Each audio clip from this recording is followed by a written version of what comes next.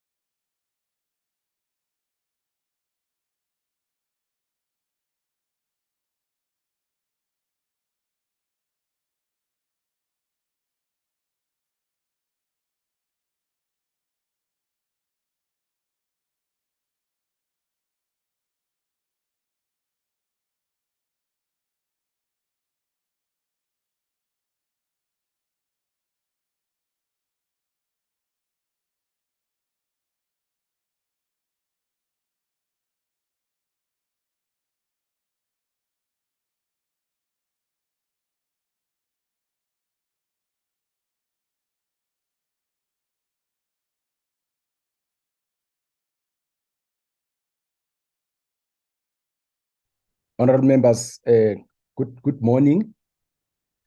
Good morning, Chair. Good morning, Minister. Morning, Sheng. How are you? Good morning, Bangazita, DM. Thank you very much. You are most welcome to the Standing Committee on Appropriation Committee meeting. As you can see, we have Department of Human Settlements and then the Department of Water and Sanitation, who are going to engage with the committee this morning as part of the Adjustment Appropriations Bill. So we remember, our members, that the Minister of Finance, amongst the bills that he presented to Parliament during MTVS was the Adjustment Appropriations Bill. So we then requested these two departments to interact with their good selves and with the public. So Minister Kubai, most welcome. DM, I take it, Mahlobo, you are leading the delegation from Water and Sanitation. Am I right? Yes, Sheng. I'm leading the delegation. Thank you. Okay, thank you. You are most welcome. But before we proceed with the departments, can I check, do we have any apologies? Good morning, Chairperson, honorable members and guests.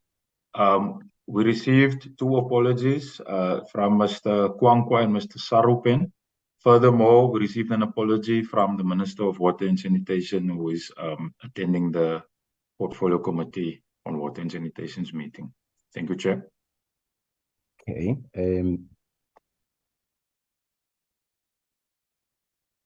Let's accept and note the apologies.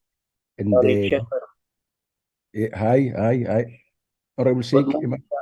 I've raised my hand. Yeah, thank you very much for that. I'm attending the parliamentary session. That sitting is starting at 10 in any event, so I'm going to be juggling.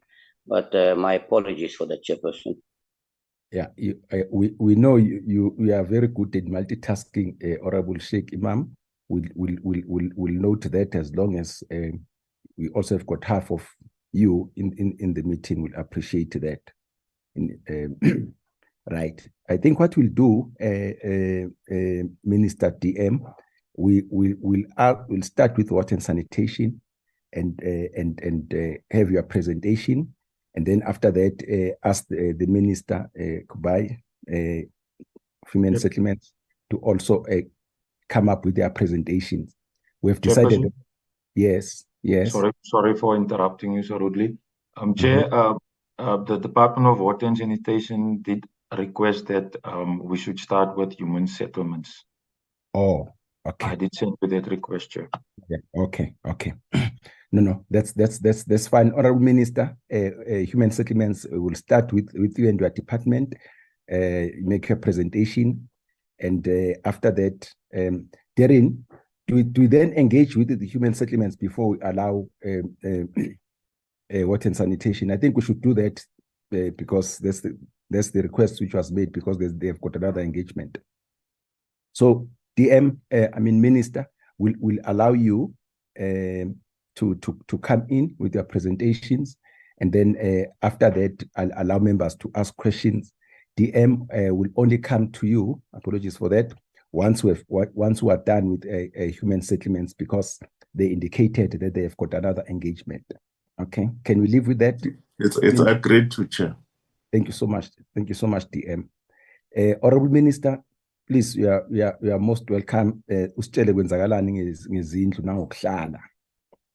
Thank you, Honorable Minister. Good morning to you, Chairperson. Good morning, DM Mahlobo. Good morning, members of the Standing Committee on Finance, on Appropriation. Chair, we are presenting. Thank you for inviting us. I'm going to highlight just a few things, and then the team will go into the detail. I do have an apology of my acting teacher who is not well, and I've released her because she's been booked off sick. Her voice is gone as well. But just to say, Chair, when dealing with the issues of the budget cuts, I think there are just few things I want to highlight. The first one, it's around the ceiling, cost of, in terms of COE ceiling. Most of the time when we appear before Parliament, we are lambasted, or we are told not to utilize consultants more, and therefore the need for us to be able to build internal capacity. And the cutting on COE is one of those that is dire, in terms of, I think we speak for ourselves as human settlements, but I do believe it will be across. When you have a department that is technical as ours, you require quality, you require technical skills that you hardly not able to acquire, because you've reached your ceiling and you cannot be able to employ more your planners and your engineers. And one of the requests that we have made, even for Public Service Administration to amend regulations, was to allow at least not 1-year contracts, but 3-year contracts. This we've done through cabinet processes as part of their review of their administrative processes, because this will allow us to have the internal capacity. For example, we have where we look at performance of municipalities, and you feel that you need to go and intervene. Now, when you do not have enough capacity, you take people from the department, then you close the gap for functioning instead of intervening. Then you go and then start wanting people. No one wants to contract with you for a year to help you in stabilizing municipalities and being able to. So we saw the fruits of our intervention, for example, in Nelson Mandela Bay, when we went in, supported the municipality, and performance started to improve. When we look at the performance currently, we are seeing that there is a need for us to intervene again across municipalities, because municipalities would have lost capacity in 2021 after the elections, and therefore even training and ensuring that they understand what needs to be done and supported by the administration. So we are unable to do that because of the work that we are currently held on. So that's one of the issues that I'm just flagging in terms of the cuts and putting on ceiling, especially on cost of employees. And we need to be creative, and we've been saying there is a need for creativity between Treasury and DPSA in us supporting the departments. Chairperson, I'm one that would be upfront about the portfolio having not performed well over years. For example, you see retaining of money to Treasury in terms of budgets. And when we look at the cuts, what we do annually, we look at whether the provinces and municipalities will be able to spend. So we have a midterm review that we all go through. We then go through with MINMEC to say this province, for example, is sitting at this percentage of performance in this financial year. We are left with 6 months or 3 months or 4 months towards the end of the financial year. What is the possibility of us being able to spend, but spend in quality spending? And then we start saying, okay, the process is for us to ensure that we don't lose the money within the sector. And then we'll be able to redirect money from one province, for example, to the other, where there's a province that has shortfall. If you look currently, for example, we're dealing with issues of Limpopo and Mpumalanga and Northern Cape, where, for example, in terms of the interventions that we've done in Limpopo are starting to show fruits and their performance have moved up.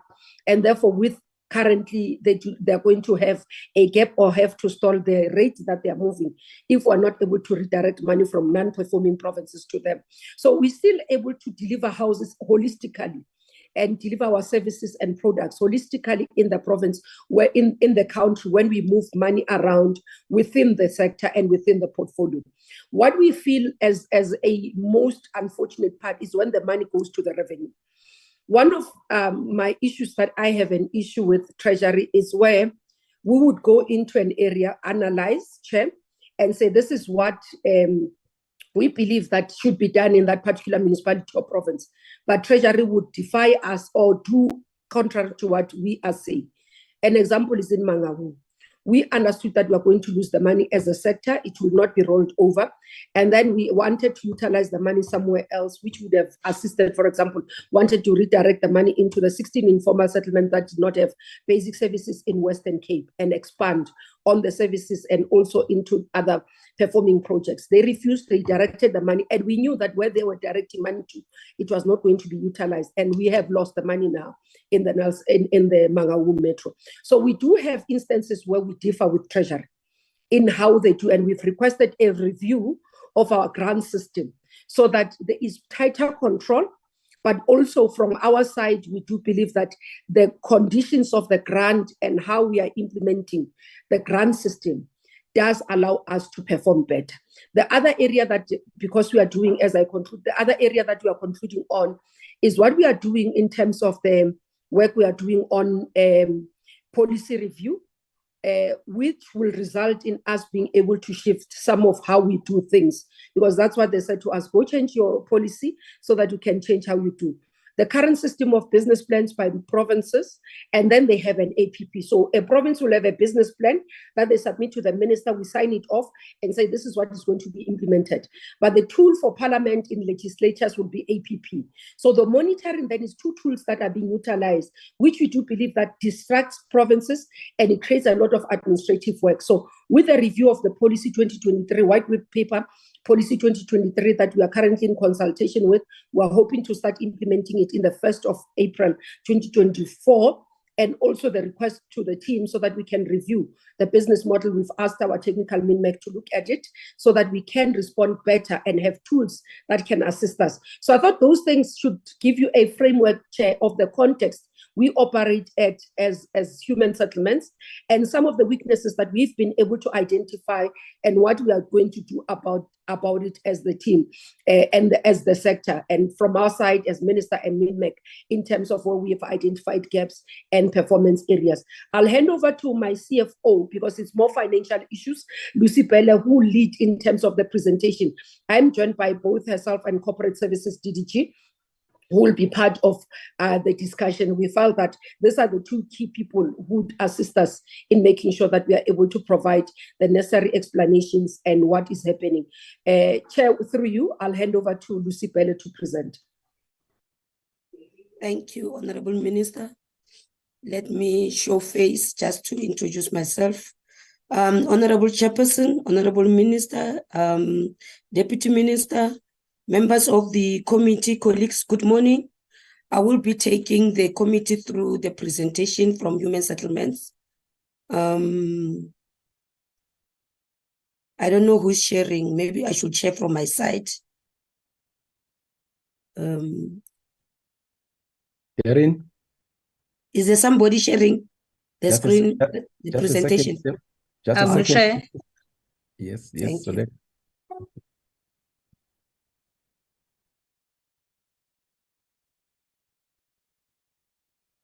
Thanks, Zo.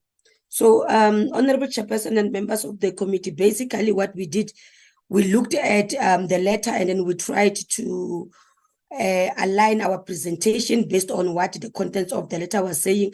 But our presentation, we are looking at the impact of the does this budget means for us as a human settlement of not achieving our policy and our program objectives. And we are aware of what has been announced, the 3.2 billion that is going to have an overall negative impact on our targeted outputs on the various human settlement programs, because beginning of the year, we had the national plan that was approved and it was submitted to National Treasury. But because of the 3.2 billion reduction, we had to revisit that. And then at the end, we'll be also looking at the ultimate, when it comes to the ability of the government to effectively respond, because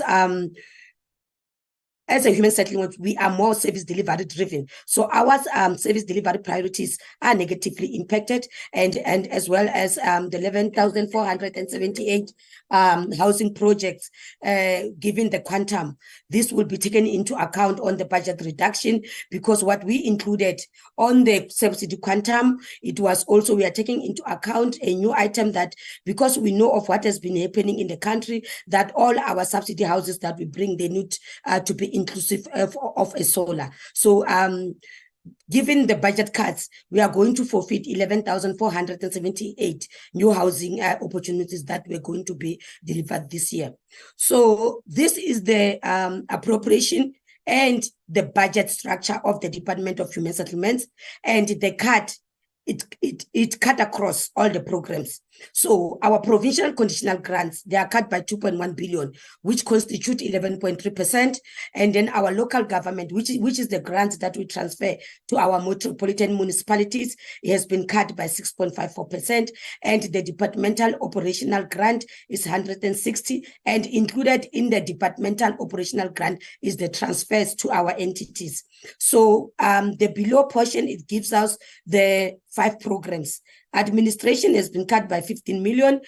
However, program two is where our biggest grants are sitting. The Human Settlement Development Grant and the Urban Settlement Development Grant, hence the 2.3 billion cut.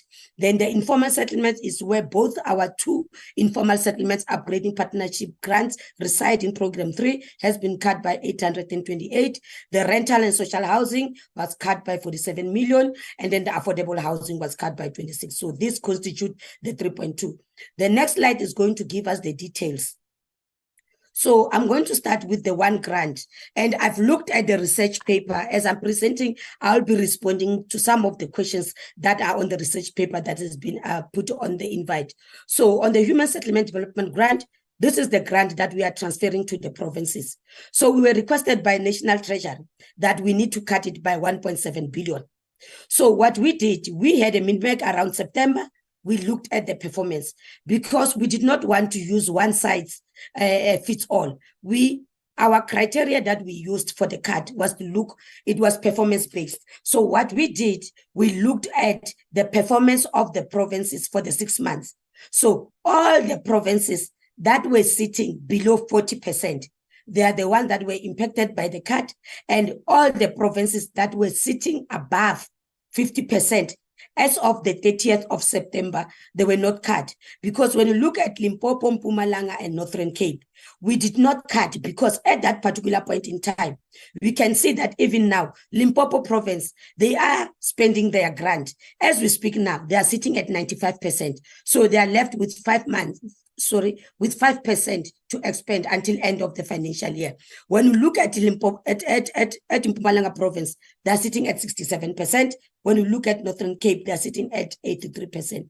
So if we have used a one-size-fits-all cut of the 1.7 billion, it was going to affect these provinces negatively. So what MINMEC decided and what the executive authority decided was, instead of using, let's look at the performance-based. So Eastern Cape, Free State, Gauteng, KwaZulu-Natal, and Western Cape, they are the ones that had to share the 1.7 billion. However, Free State province, because you can see that at that particular point in time, Free State was sitting at 25%. And it was below because 25% is as of October. But at that particular point in time in September, they were sitting below the 25%. So that's why the impact of the cut is more on the Free State. However, all the other provinces, the cut was equivalent to the allocation formula that we are using. So for Eastern Cape, Gauteng, KwaZulu-Natal, and Northwest and Western Cape provinces, when we effected the cut, we used the allocation formula that we are using when we are doing the allocation on the grant. Can you go to the next slide? So after we have effected the cut, we went a step further to request all the provinces to submit the revised plans, because we wanted to see that basically what we are sitting with and the impact of the cut. So from the initial plans, all of the provinces jointly, including amongst all the other programs, we are looking at the servicing of the sites and the housing units. So when you look at the national, the provinces before the cut, they were going to deliver 24,378 service sites, and the housing units 48,893. But because of the two cuts that we had to effect on the 4 conditional grants, the service site has reduced by 2,769, and the housing units as well, they're going to reduce by 10,154. So what we are putting on the table is, before then we're going to deliver more, but now 10,154 vulnerable residents will go without houses for this financial year, and 2,769 service sites, they won't be delivered from the human settlements perspective. Next slide. So one of our MTSF target is to do the investments in the development areas, which we called the priority housing and human settlement development areas. So basically, when we approve the business plan, because we believe that these are the areas that we need to start investing more, we looked at how much initially we have invested, because this is our five-year target. And after the cut, there is a negative, because 1.4 billion is going to be reduced on the investment from our priority housing development areas. So all the provinces, they had to go back and look at what they said they're going to invest in all those areas. However, they need to reduce so that we are able to take the cut into consideration. The next slide. The next grant that we are transferring to the provinces is called the Informal Settlements Upgrading Partnership Grant. And this one as well, National Treasury gave us 476.7 million that we need to cut. When we looked at the performance as well, because we made a decision that we are not going to do a one size fits all, we are going to do a performance based. When we look at the performance as of September, the only province that was doing very well when it comes to this grant was the Northern Cape. So we can see that on the column that is written budget cuts, Northern Cape is not impacted, whereas the 4.76 was shared equally, because all of them, they were not doing very well when it comes to the Informal Settlements Upgrading Partnership Grant. When we go to the last column, where we are putting the percentage spent against the total available, we are able to even pick up that the only province that is doing very well is Northern Cape. They are sitting at 95%. So it means that if we had reduced them by then, they were not going to be able to have money until end of the financial year. However, the other provinces that are improving when it comes to the informal settlements is the one that is highlighted in green, which is the Northwest, and the one that is picking up is the Mpumalanga province, whereas all the other provinces are sitting on red. Yes, we are concerned. What we did immediately when we picked up that the performance was not satisfactory, we requested all these provinces to submit the recovery plans. Last week, we were with them at the MINMEC, whereby we presented the recovery plan, and then we requested that the Honorable Minister, together with the MECs, they're going to have the bilaterals to really look at the performance, especially when it comes to this grant, because what we are taking forward is we have already lost 3.2 billion. We don't want to see the money going back to the fiscals. So the recovery plans will be able to assist us to make decisions on what to move on, especially when it comes to the matters of the underperformance when it comes to the specific grants. When we look at the service delivery impact, because one of the things that the Informal Settlements Upgrading Partnership Grant is assisting us with is the servicing of site. Because when they go in an informal settlements, they either do in situ upgrading, whereby they will be able to deliver the sites. So when we looked at the impact of the loss, all the provinces, they highlighted that they won't be able to assist us with 2002. So the service sites that we were expecting to go in those informal settlements to service the site so that we are able to put people in a formalized area, we are going to lose 2002 of the sites that we're going to deliver. The next slide. The other thing that as human settlements, we are delivering on our grants is the social and economic amenities. So because now we are not doing only housing, we are doing human settlements. Hence, we said to the provinces and the metros, if they can go back and look at the impact, especially when it comes to the social and economic amenities, then we are able to see that 21 million as well has been impacted in such, and there are provinces that had planned to deliver more on the social and economic amenities, which is the Eastern Cape, KwaZulu-Natal, and Mpumalanga provinces, and all of them, they had to go back and cut. So the impact when it comes to the social and economic amenities is 21 million. The next slide. We went a step further because, as I indicated earlier on, was that the cut was not only for provinces on the conditional grants, there was also a cut on our entities. Social housing is one of our entities that's dealing with social housing, and then they were impacted by the cut as well because they are a CCG. The grant for them was also cut by 25 million. They indicated that the reduction in that cut is going to translate in a reduction of 60 social housing units, and as well on the new approvers, because the cut also is going to approve the baseline that we're going to start with on this financial year. Then we went a step further, we went to the National Housing Finance Corporation. This is the entity that is assisting us with the first home finance. That this is the middle class, the ones that they don't qualify for a free house, however, they're too rich to get a bond from the bank. This is the middle class that we are assisting with the mortgage instruments to enable them to access and acquire a housing. So with the 25 million, we had to cut them as well. And they have indicated that this cut is going to affect us because it's going to affect even the average of the amount that we are giving per the quantum when it comes to that subsidy. The next slide. So this slide is giving the impact of the cut. The CRUs are the community residential units that we are building and the first home finance. So this one is giving us the numbers. So when we went back to the USDG, the team, when they looked at the revised plans, they were able to pick up that we are going to forfeit certain units on the community residential units. And then we are going to also as well forfeit the certain units when it comes to the first home finance, because certain provinces, they do implement the first home finance within their own IRDP programs. And then we are going to forfeit 2,230 units. The biggest contributor in that one is Western Cape with the 1,934, because they had to cut everything that they were doing when it comes to the first home finance. And when it comes to the community residential units, the Free State Province, together with the KwaZulu-Natal, are the ones that are going to suffer because they had to slow down on those projects that they were implementing in those communities. The next slide. What type of SNAP is that one, sis? The next entity that is affected is the CISOs, the Community Schemes Ombud Services. This one, it was reduced by the 24.9 million. And CFO? Yes. My apologies, can I interrupt you? Okay, can I request everybody on the platform to mute and allow the CFO to make a presentation, please?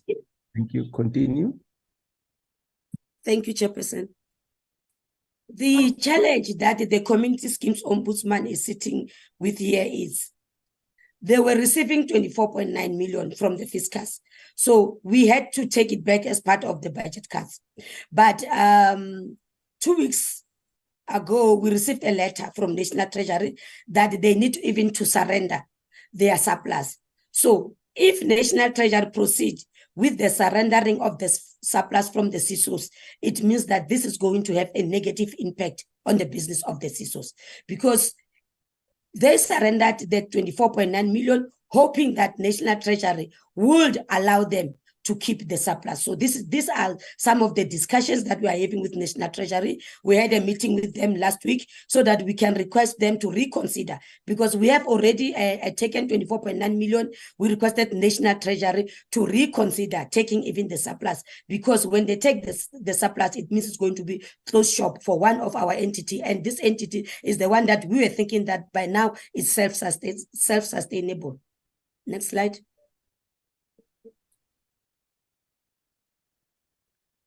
On the letter, we were requested to, in brief, to provide the performance of the Urban Settlement Development Grant. So this is the performance of the Urban Settlement Development Grant. This is the grant that we are transferring to the metropolitan municipalities. It's a Schedule 4, which is supplementing the capital revenues of the grant. However, this grant as well was impacted by the cut because the cut was 553 million. As what we did on the province's side, we had to do it as well on the metros. We looked at the prior performance because this was only on the first quarter, because the financial years of the metropolitan municipalities start on July. So by the time we received the letter for the cut, they were already in their first quarter. So what we did, we looked at the prior year performance. When we look at the prior year performance of the metropolitan municipalities, when it comes to both the grants, Buffalo City is the one that performed very well on both sides, the financial and the non-financial. Hence, we did not cut the Buffalo City. However, all the other metros, they were impacted by the cut equally as per the allocation formula that we are using for allocating the grant. Step 1.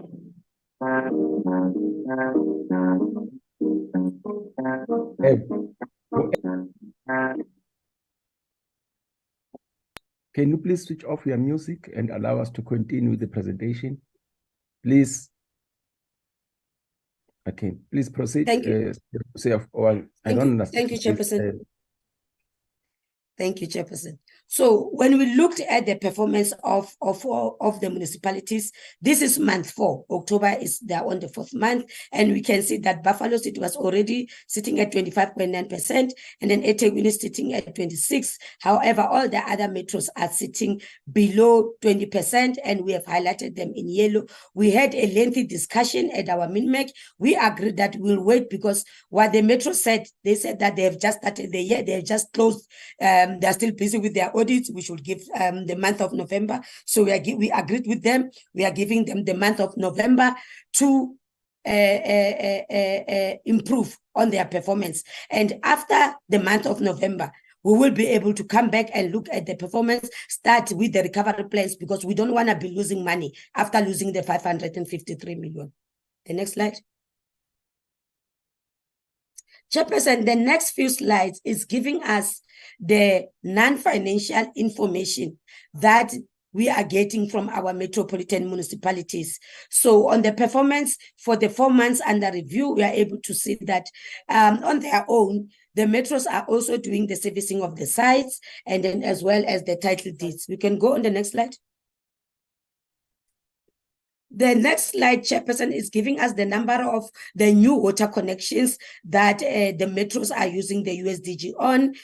We can see that Nelson Mandela Bay, they've done 435, and City of Tshwane as well is sitting at 200. And then the below portion is giving us the non-financial information when it comes to the number of the dwellings provided with the connection to the electricity supply. Because as I said earlier on when I started with the USDG, that it is a supplemental grant. It supplements the capital revenue, especially the bulk, and then we are able to see the connections, especially that is going to the informal settlements. The next slide. Next. This is the non-financial information as well. So the next grant that we are transferring to the metropolitan municipalities is the Informal Settlements Upgrading Partnership Grant. However, this is a Schedule 5 as well. It is a conditional grant, is a Schedule 5. And like the other grants, the other 3 grants I've spoken to, Chairperson, they were a cut. But what we did when it comes to this grant as well, the same as what we did with the USDG, we looked at the performance because performance-based. We looked at the prior year performance, and Buffalo City is the one metro that performed very well when it comes to the Informal Settlements Upgrading Partnership Grant, because Treasury wanted us to cut the grant with the 306 million. However, we did not effect the cut on the Buffalo City, but all the other 306 million was shared, was cut equally as per their allocation formula to all of the metros affected. Hence, the cut is cut across. And then at the next slide, we are looking at the performance because we were requested to show the performance of these grants that are transferred to the provinces. We can see that most of them are highlighted as red, whereas there are 2, which is eThekwini and City of Cape Town, that are sitting sitting as green. And then the other ones, Chairperson, that are highlighted as red, we agreed with them that they will be submitting the plans to tell us what are the improvement measures that are going to do, because we've already lost funds. We don't want us sitting back with unspent money that will revert back to the revenue fund. So for the next 3 months, this is basically that we'll be doing together with the metropolitan municipalities to ensure that we safeguard the guards. We safeguard the funds, and then nothing should revert back to the revenue funds. The next slide. So this is this slide is showing us what the metros are doing in their space, in the informal settlements, in their space. So this is giving us the deliverables when it comes to the servicing of sites within the metropolitan space. The only metro that has recorded that they've already serviced the sites in their informal settlements is eThekwini. However, all the other metros, they have shown, because we have got separate phases. There is phase 1, phase 2, phase 3 within our informal settlements upgrading program. So the metros have submitted the business plans. Then they told us what is it that they will be doing within their space, within the informal settlements. And then we are looking at the performance based on what they had submitted, because they as well had to submit a revised plan, taking into account the budget cuts. The next slide.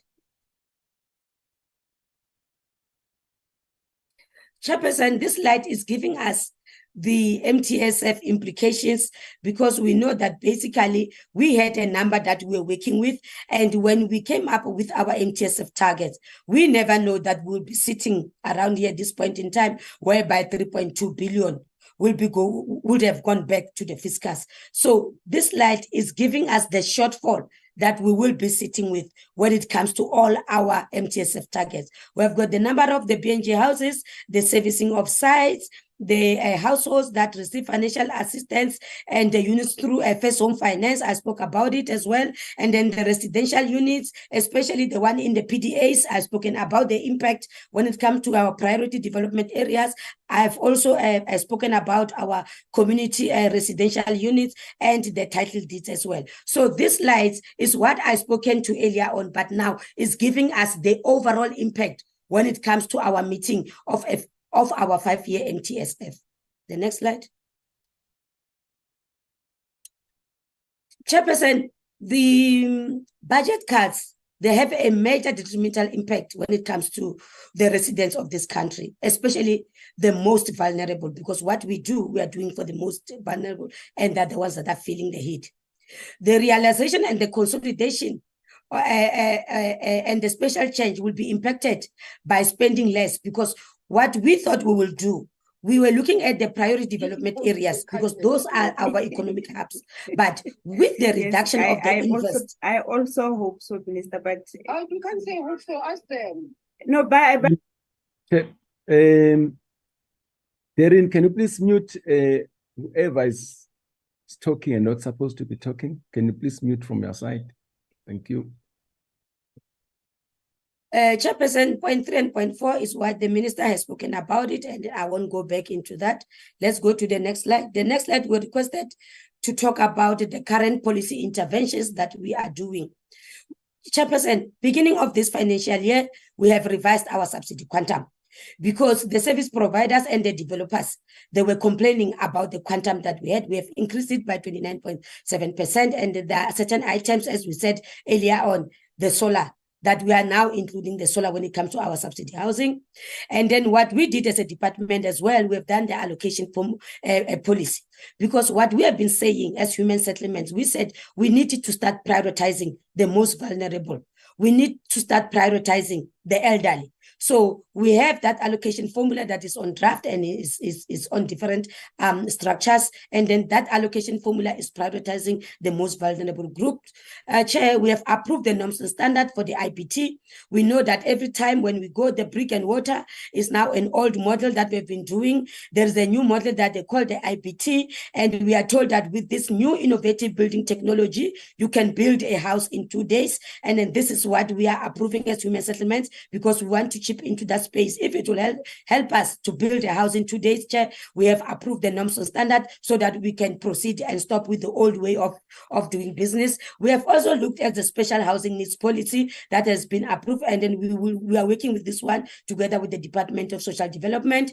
And as well, as I said earlier on, Chairperson, that we know that building houses is not sustainable. We are looking at the affordable rental programs. The community residential units are the ones I've spoken about them. And then the community residential units are those old, we used to call them hostels, but now they are no longer hostels. They are now a community, because we are making them as a community space whereby a whole family can stay in that. But they are more they are more in the affordable rental programs, because most people, they come to town or they come to urban settlements, urban spaces. They don't look for houses. They look for a place to stay and rent. Hence, we are looking and fast tracking on that together with the social housing and the first homes finance. I've spoken about it, which was called FLISP. We are promoting ownership through that, and we know that informal settlements, it's a challenge, especially in our urban areas. And we are looking at that, and we are prioritizing. Hence, we have got 2 grants that are specially dealing with the informal settlements. So these grants are dealing in the non-urban areas, and we are also dealing with the informal settlements in the urban areas.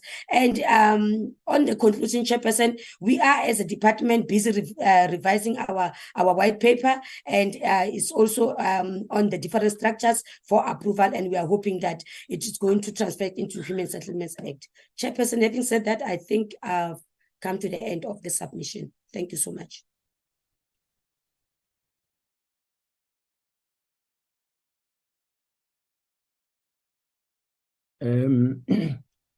CFO, thank you very much for that presentation.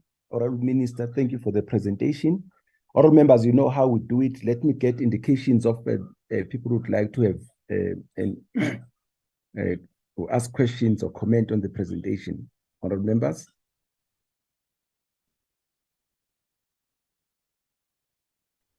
Honorable Sheikh. Mlenzana. Honorable Mlenzana. Sheikh Imam, I've got my hand up, Chair. Yes, I've recognized you, Honorable Sheikh. Honorable Matafa. I'm listening. Kaiso. Honorable Kaiso. Any other honorable member? Okay. Honorable members, I'll allow you to come in, and please manage your time. We still have got a presentation from Deputy Minister Mashobo. Honorable Sheikh, I won't limit you. I know you can manage yourselves by now. Honorable Sheikh Imam, please come in. Chair, did you know Mlenzana? Yes, I Thank did. you. I did, Honorable Mlenzana. You are coming in after. Yeah, thank you. Thank you very much, Chairperson. I just stopped one side to pose 1 or 2 very quick questions, but thank you for the opportunity. Now, I think my question, the first one to the department, is municipalities, local government particularly, are not able to meet the requirements. They're not able to deliver on time. Now, I remember at one stage when we were raising it and we said, should we not, instead of building houses, should we not consider just providing service sites, and through a state bank, which we then created the Human Settlement Development Bank, provide funding or gets outside investment to provide funding for these houses, so that will provide a lot more housing opportunities, but also boost economic growth. Can imagine the economic activity if we had to do that. Could you perhaps tell us how far and how successful, and what are the challenges you're experiencing in being able to implement this? And I know when I spoke to the former minister she said the idea is brilliant, but you're having difficulty with the municipalities to provide service sites. So if you can tell us what the situation is there. That's the first question. The second thing is this: we know we've got a population increase of South Africa of over 1 million every year. Unemployment is sitting at over 42%, in my understanding. So almost 80% of these people are going to at some stage look for housing or assisted housing through government. Do you think we're going to be able to sustain this in the longer run, or should we look at alternatives? The other problem we have is, and in the Western Cape, I've got a lot of complaints, and I see that they've also been underspending, not surprised, but the question that people are asking me is they appear to be on the waiting list, even for this Philips housing initiative, and only to find suddenly there are people that are jumping the queues. What measures can you put from a national perspective to ensure there's compliance and first come, first serve? Then my very important question is, when you're providing, I'm going to leave this as the last one, Chairperson, for now.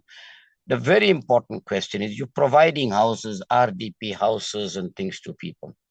There is no mechanism to be able to ensure that these homes remain in the hands of that family.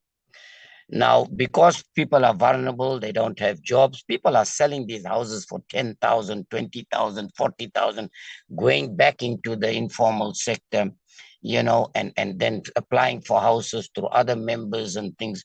What measures have you put? We've raised this before, to try and stop that, so that when you provide a housing, an RDP house or whatever government house, assisted house, it should never be sold. It must rather move from one member of the family to the other, or return to the state so that you can give it to somebody who's more deserving, you know, because there are many people that have got these homes that are renting these homes out. Well, there's so many other people that don't have houses. So I'll stop there, Chair. If you can just assist us, so that I'll appreciate it. Thank you. Thank you, Honorable Sheikh. Honorable Lenzana, please come in. You see, I didn't forget you. No. Thanks, Chairperson. Chairperson, two things. One, my voice is not the voice you know. I think I caught fever. Durban was too hot for me over the weekend. And secondly, position where I am is not very good that I can show my video. So please pardon me. Can I continue? Chairperson, please proceed. Please proceed, Honorable Lenzana. No, thanks. It's just two things. One, Chairperson, goes to both the DG and the Minister on lamenting on what I referred to as reprioritization. I hear them talking of cuts. I refer to reprioritization. Now, there's non-expenditure, which is tabled here, where you see that, for instance, according to the department, the best, if you are talking of in terms of expenditure, when you're referring to just the metros, would be at 26, 27%. Others are below. Now, don't you think moving around unspent funds is correct when we all understand the burden that this country has in terms of a huge debt that has to be serviced? I'm taking this literature that when you borrowed money and you see your own child for whom you have borrowed this particular money not using it, and the brother or sister of the same child who is not using the money is actually coming in asking for money, what would you do? Would you go borrow again, or would you not move around this money which you had allocated to this one who has now no capacity to spend? I'm literal, Chair. This is about the crying of cutting or reprioritization versus non-expenditure. Then the last one, Chair, for me, also the minister has raised this justification of relying on consultants. Now, my question here, Chair, which immediately struck my mind, was that does this mean the reference to a ceiling? Does reference to a ceiling mean that the organizational structure of the Department, Human Settlement, is designed for coordinating monitoring, not action-oriented? Because I would understand that what the minister is saying, the department has reached the ceiling, it actually means then that there are no vacant posts. All posts are filled. Whilst all posts are filled, then there is still a shortage of capacity to go down for implementation and monitoring of such at the ground level. It's only those two, Chairperson. Otherwise, I'm very, thankful for the presentation. It's very clear and loud, and it's taking us somewhere. I welcome the presentation. Thank you, Chairperson. Honorable Mlenzana, thank you very much. Honorable Matafa, please come in. Thank you very much, Chair. Good morning to your good self, the Minister of Human Settlements and the Deputy Ministers from Water and Sanitation on the platform and their teams. Chair, let me join Honorable Mlenzana in appreciating the clarity that the presentation presents to the committee. It really assists in us reflecting on this particular reprioritization efforts. Having said that, Chair, let me start first by saying we agree with the department that a reduction of 3.2 billion is a huge deal and will have some negative impact on the programs that are planned. And we fully support the approach that they did not just indiscriminately cut across their programs, but they applied a rationale where they looked at performance-based reductions. So for that, we support the approach by the department. Having said that, Chair, let me raise a question that should we be faced with a similar situation in the future, given the impact that we have identified on service delivery, are there any other recommendations that the department will make in order to mitigate the particular impact that such a move will have, reduction or reprioritization due to fiscal discipline efforts? That will be the first one, Chair. The second one is that, from my understanding, whenever you speak of human settlement, there is a collaboration between the Department of Human Settlement and the Department of Water and Sanitation. I am happy that they are on the platform. Is there collaboration between the two departments in terms of looking at these cards to say that we are reprioritizing here, this is how it will impact you in terms of our collaborated efforts previously, and maybe we are asking you to follow suit? So I just wanted to find out if whether is there a collaboration in that regard. And I'm speaking in terms of looking at programs like eradication of bucket toilets, regional bulk infrastructure, and upgrading of informal settlements. From where I'm sitting, I think both departments, under normal circumstances, will collaborate when you speak of such programs. Chair, the last one, I think it's related to what Honorable Sheikh has asked in terms of jumping the queue. But this one, it's on illegal occupation of completed housing units.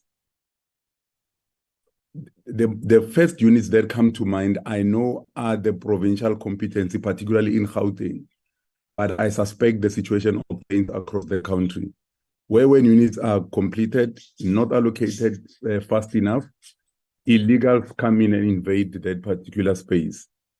Can I ask what is the view of the department? Is there any assistance that they are maybe looking at providing the provinces? Or if they have their own units that have been occupied illegally, how are they planning to resolve this issue? Because for us, Chair, in our constituencies, this has not only interfered with the waiting list, but it has also caused frictions and conflict within our communities. And I think that maybe as a committee, we'll appreciate it if the department can just share with us their opinion and if there's any effort to try and mitigate the negative impact of such tendencies by our people. Chair, once again, thank you for the brilliant presentation. We really appreciate the information that it provides. And I apologize for the birds. I'm sitting outside because of the connectivity strength where I'm sitting. Thank you, Chair. Thank you, Honorable Matafa. The birds sound is quite soothing. Thank you. Honorable Kaiso, please come in.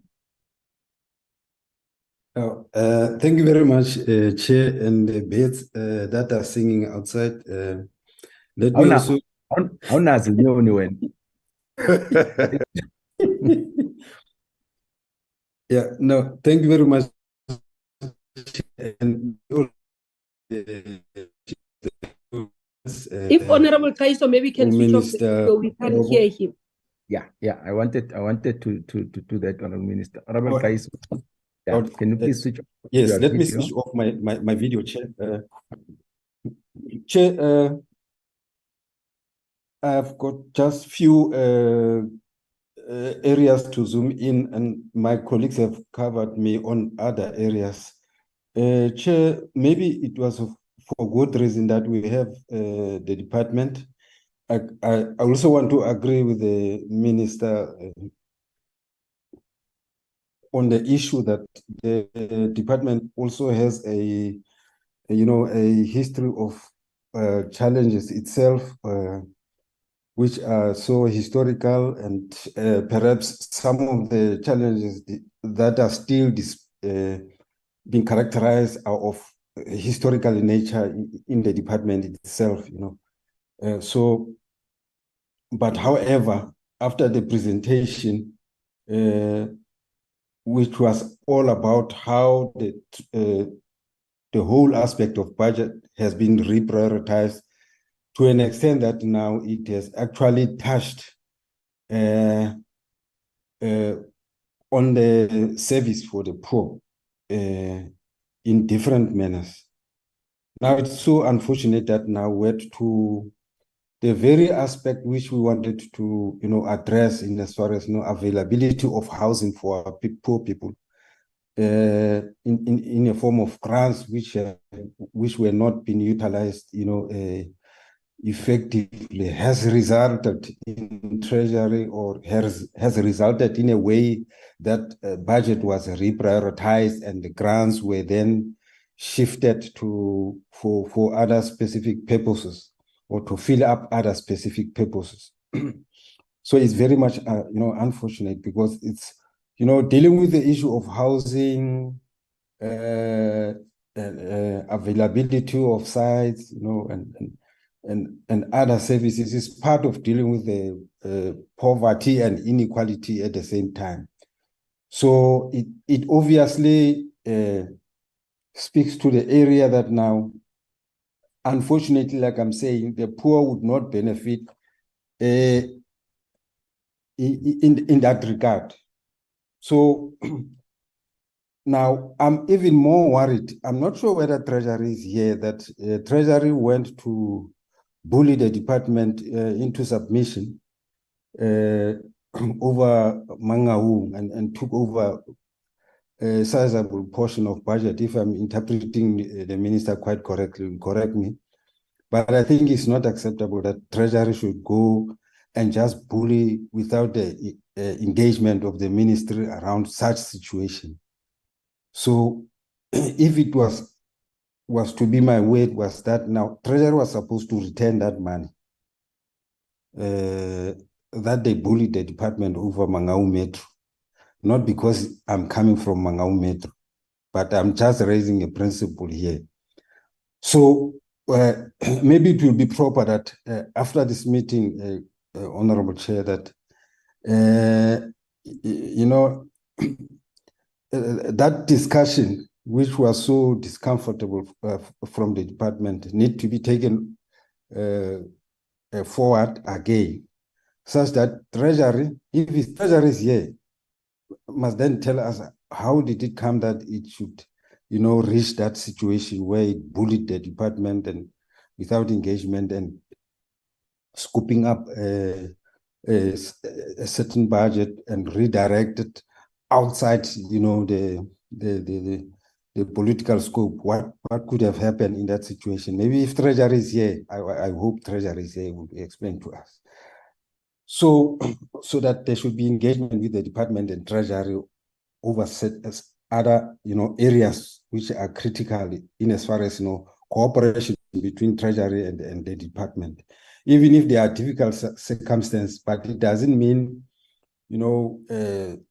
gate crashing, which is uncalled for. So that would be one proposal moving forward, Chair, around that issue. But also what I want to know is from slide 10, I see there are 000, or was it these 00s cut or what? I'm not sure what. I'll end up reading something that is wrong, but I've seen on slide 10 there are 00s. I don't know what is happening around those 00s. Maybe if I could get an explanation what is happening around that. On the incomplete housing projects, I don't know whether the department has a consolidated number of incomplete housing in the country, because it's one of the outcry when you move from one town to this town, incomplete housing project. Is there any specific budget allocation from the department which is now set to complete this? If it's there, let's know how is the department going to approach that? And how many of these houses which are here, when is there any plan to complete everything in a particular framework that this area of incomplete housing project is now buried? Or do we keep on with simply on other new projects and leave out this one, whether is there a clear plan around it? Thank you very much, Chair. Let me stop at this moment. Thank you, Honorable Kaiso. Honorable members, any other take-up before I come in? No? Okay. Let me come in and start where the honorable members have left, and thank you, Honorable Minister and CFO and the department for having made the presentation on what is happening in your sector. Well, my first comment would be, Honorable Minister, I like the prioritization of the most vulnerable as we provide human settlement and houses. This thing that the strongest will be in the front of the queue, it's not working. So it's something that we think will definitely support, and we are wishing you well with it. Number two, agree with our minister. This 1 year contract thing is a non-starter. It doesn't work. What can you do in 1 year? What can you plan, and so on? Even 3 years for me, minister, it's again not optimal. So I think it's something that you definitely need to engage on with National Treasury and Public Service Commission. It doesn't work. It doesn't work. Imagine the high turnover, having new people every year. There's somebody coming in while one's still trying to understand what's happening in the sector and so on. Now you must terminate I wouldn't also go for a 1 year contract. Even a 3 year contract, is not ideal for me. Coming to the question, Minister, you spoke about ceilings and with COEs. National Treasury in their presentation here, they said when it comes to COEs and the cuts there, each case is considered on its merit. Critical posts are being protected. But I hear you saying something. Please comment on that.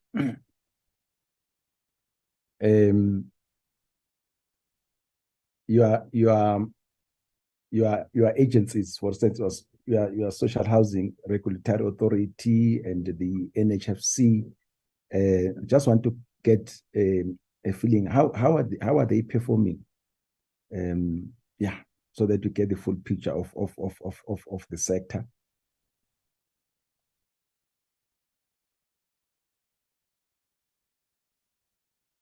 An issue is always raised about national treasury cutting. But my question is that process not consultative, right? And when I hear the CFO again talk, for instance, we'll talk about certain grants and show that those grants were not performing. Hence, they became, or in those provinces, were not performing and they got targeted. So there was science on it. So in any case, even if those grants were not cut, they were not performing, they're not going to be able to perform. There was no magic that was going to come and all of a sudden the grants perform. And as you know, there's always what we call the last term a spike in expenditure, where departments just spend for the sake of it because they fear that money is going to be taken away. But my question is, what's your comment on this thing that cuts were not just on grants, were not just willy-nilly? There was science behind it, and there was a criteria which was being used, and that criteria was, amongst others, non-performing grants, not just this year, but even in previous years. I would like to hear your comment on that one.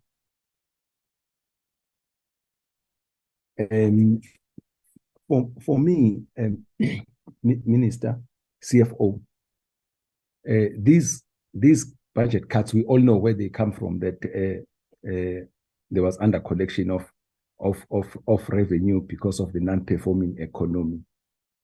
So the reprioritization or the cuts, whatever, it's supposed to be temporary.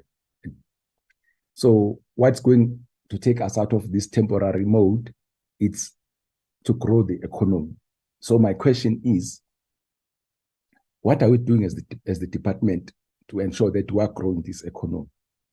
For instance, what are we doing to ensure that the material which is being used in this sector, which is a big sector, is produced locally, so that you can have localization and we create jobs in the country?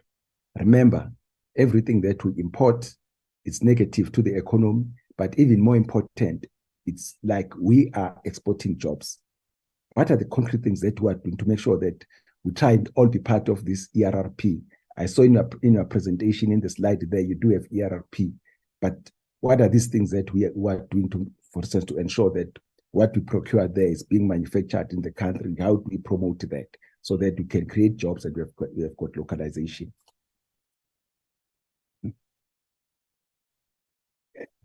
Honorable Minister, that we have got the Department of Water and Sanitation here, and there is no human settlements without water and sanitation. I just want to check the collaboration between the departments in ensuring that the left hand knows what the right hand is doing, because these are the complementary goods, so to speak, public goods.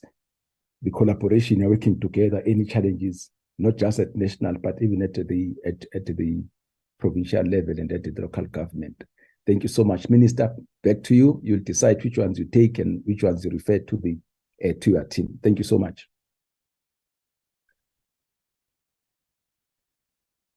Minister, are you muted? Are you there?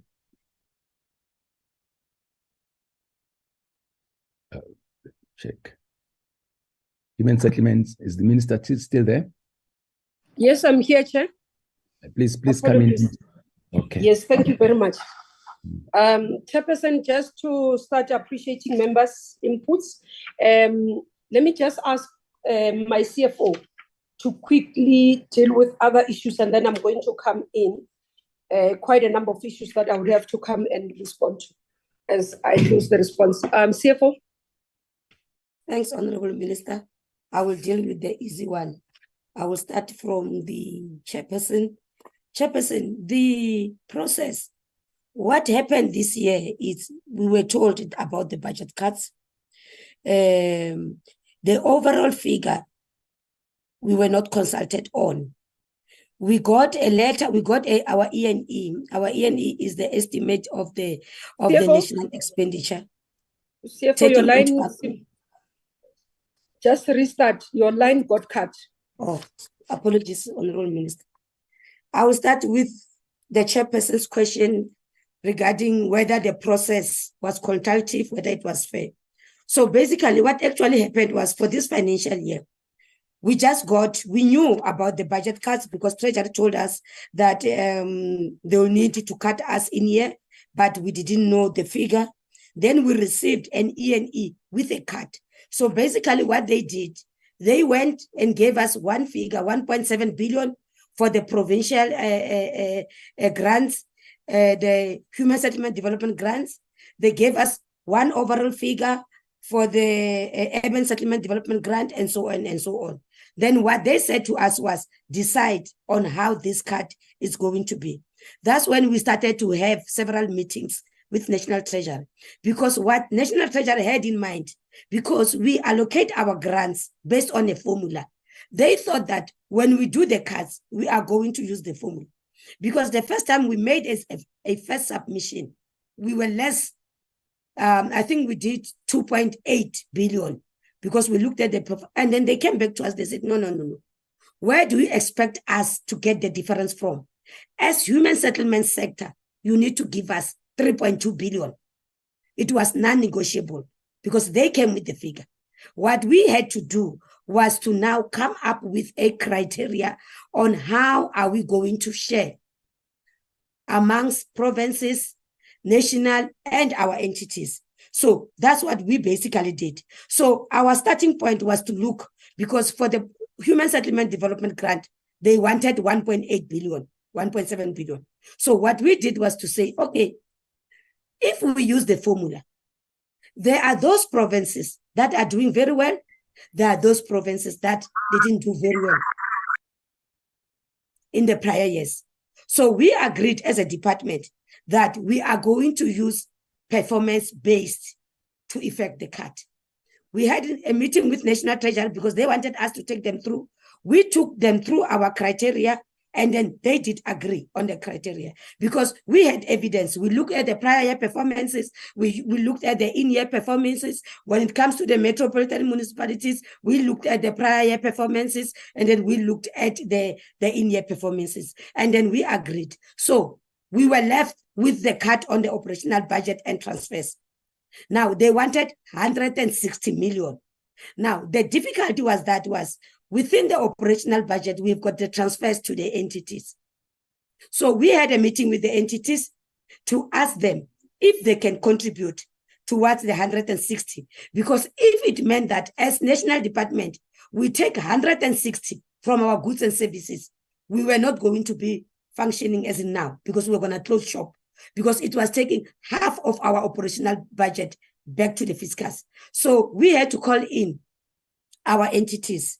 When we look, I'm going to respond to that, including the performance of the entities herein. So when we called the entities, we looked at the performance of the entities. When you look at our MTSF target, the first home finance, they've done very well. They have overachieved. And that is NHFC, because they are the implementing agent for the first home finance. They've already met the 20,000 on the target of the MTSF. We looked at them and then we said to them, they can contribute 25 million towards the 160. One entity that is doing very well is the CISOs. You know, when this entity started, we never thought that we'll see a year whereby CISOs will be self-sustainable. Come this year, we called CISOs, we said, CISOs, you have got reserves. You have been collecting revenue, because CISOs, they are collecting a lot of revenue, and then they had money end of the financial year. We said to CISOs, what we are getting from the fiscals is 24.9 million. If we can cut that one, because you are collecting revenue, you can be self-sustainable. CISOs agreed, because they are doing very well. They gave us the 24.9 million. Hence, on the presentation, we are putting that after taking the 24.9 million, we thought that the reserves that CISOs are sitting with, Treasury is going to agree for them to keep the surplus. But Treasury came back now. They say they want the surplus. They are not agreeing for the CISOs to retain the surplus. And that's why we went back to Treasury. We said, but that is not fair, because CISOs has already contributed 24.9 million on the budget reprioritization, hoping that National Treasury will allow them to retain the surpluses so that they can continue to function. Because if they don't, it's going to be a situation of a going concern. And then when you look at the social housing is a basket of issues. There's a lot that is happening on the social housing space, which is our social housing regulatory space. There's a lot that's happening there. CFO, please, my apologies for coming in while we are continuing. Just hold it for a second. I know National Treasury is on the platform, and I just want to prime them. So if after this, all this and so on, you are able to come in, please do that. But if you are not, you can always come back to us as with your response. I just wanted to prime them so that I don't ambush them, Ms. Bell. Yeah. Thanks. So they are on the platform. So continue, ma'am. Thanks, Chairperson. During the midterm budget adjustment, we went to National Treasury because we wanted additional funding for CISOs, but we knew that Treasury told us there's no additional money, but CISOs has got a lot of projects that they cannot kick in, and there were a lot of projects that are still in behind, but they didn't additional funding. And then Treasury said, no, there is no additional money. You need to find it within your coffers to make sure that you prioritize. So this is one of our, then they said that if you think that social housing is your priority, as human settlements, because we need social housing, we need to prioritize. So that's what Treasury said when it comes, because yes, we were aware, because the guidelines were clear. There's no additional funding. So we were supposed to get money somewhere so that we can put more money on our social housing. So our entities, Chairperson, as I said, they're doing very well. And when you look at the report from the Auditor General, we had our portfolio committee, whereby the Auditor General was presenting the performance of the sector, including our entities. All of our entities are doing very well. Even the Auditor General was highlighting that they looked at them, all of them, they have also improved when it comes to the audit outcomes by the AG. We have really moved a lot when it comes to our entities, together with the audit and the issues that have been raised and the service delivery issues that have been raised around some of the entities within the human settlements.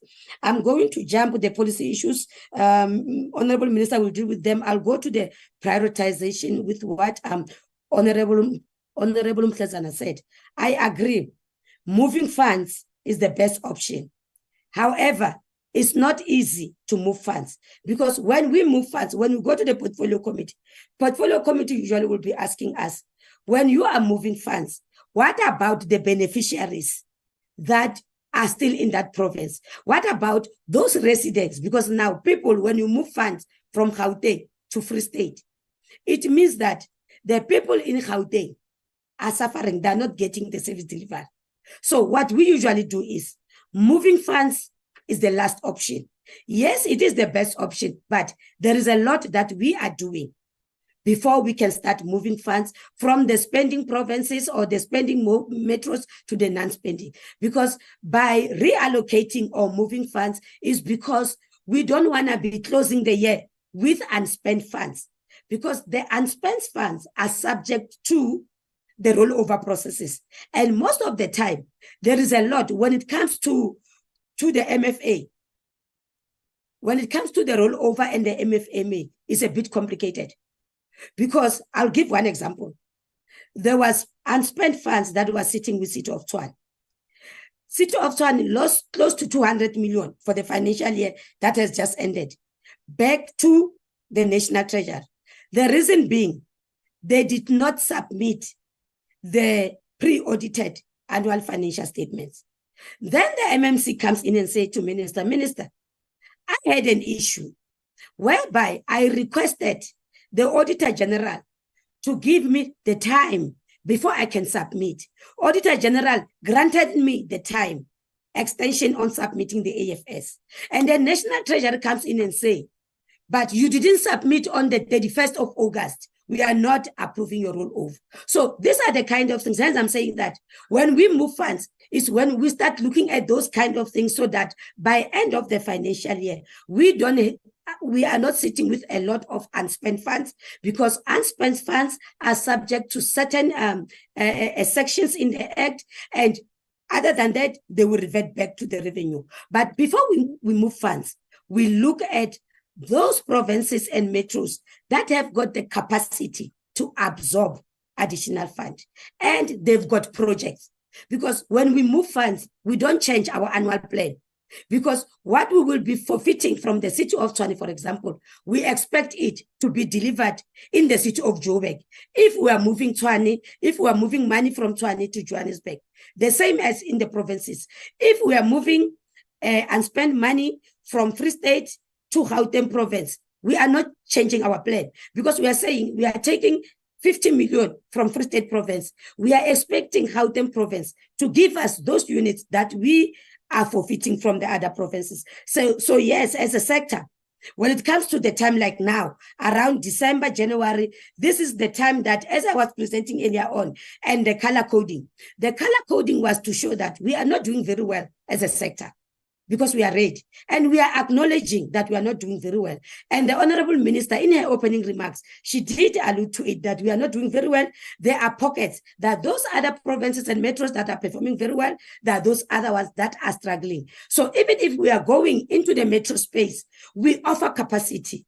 But with our budget cuts now, our hands now are a bit tighter, because we need to go and assist the provinces and the metros. But because we don't even have enough in our goods and services, because we need to utilize some money to get capacity to go and assist the provinces and the metros. But once we have done that, we request them to submit the plans. We look at the improvement plan. We say, give us what you think. We look at the procurement, because most of the biggest stumbling block when it comes to the performance and the expending is the procurement. When we find that for the provinces now in November, December, they're still telling us about the procurement, we are aware, we are alive to the fact that there is no way that by the 31st of March, that particular province will be able to spend 100% of their grants. So those are the situations that we deal with. Then those are the decisions that will make a decision after Minister has spoken to the MECs and agreed, and the MMCs and the mayors had agreed. Then we start the process to write to the National Treasury to request if you can move funds. But yes, Treasury does agree with us when we make proposals to move funds from the performing provinces to the non-performing provinces. I think, Honorable Minister, some of the questions, I will leave them to the Honorable Minister that are more policy related. Thank you so much. Thank you very much, CFO. Let me start, Chairperson, with what Honorable Sheikh Imam has raised. One, I think our policy currently allows for multi-pronged approach. So meaning that we provide shelter for the vulnerable based on the constitutional obligation that we do. Secondly, we provide service sites in terms of what is required for us as part of the services that we provide. Thirdly, we provide for what we call the NHFC first home financing for those who are getting into the market for the first time, but also are getting subsidized by us. And then we've got what we call rental stock that we focus on as well in terms of what social housing provides and community scheming provides. So, Honorable Sheikh Imam, so it's a multi-pronged approach. And if we are to talk about the issue of what municipalities provide services, currently in terms of policy, the metros are the ones that are given that opposite service sites. And if you look at when we talk about our MTSF targets, you'd see that there are targets annually as well for provision of service sites. So it's not a new thing that would be done later. It's something that is being done, it's expanded, especially even when we look at the areas, for example, of informal settlement upgrading grant. For example, recently I was in Ward 41 in Nelson Mandela Bay. The entirety of that ward has been as a result of the intervention of the informal settlement upgrading grant, where you have 7,000 households who have sites. Yes, they are in informal settlements, but they have sites. They have sites, they have water, they have electricity, they have sanitation. And then others who are starting to build RDPs in that area.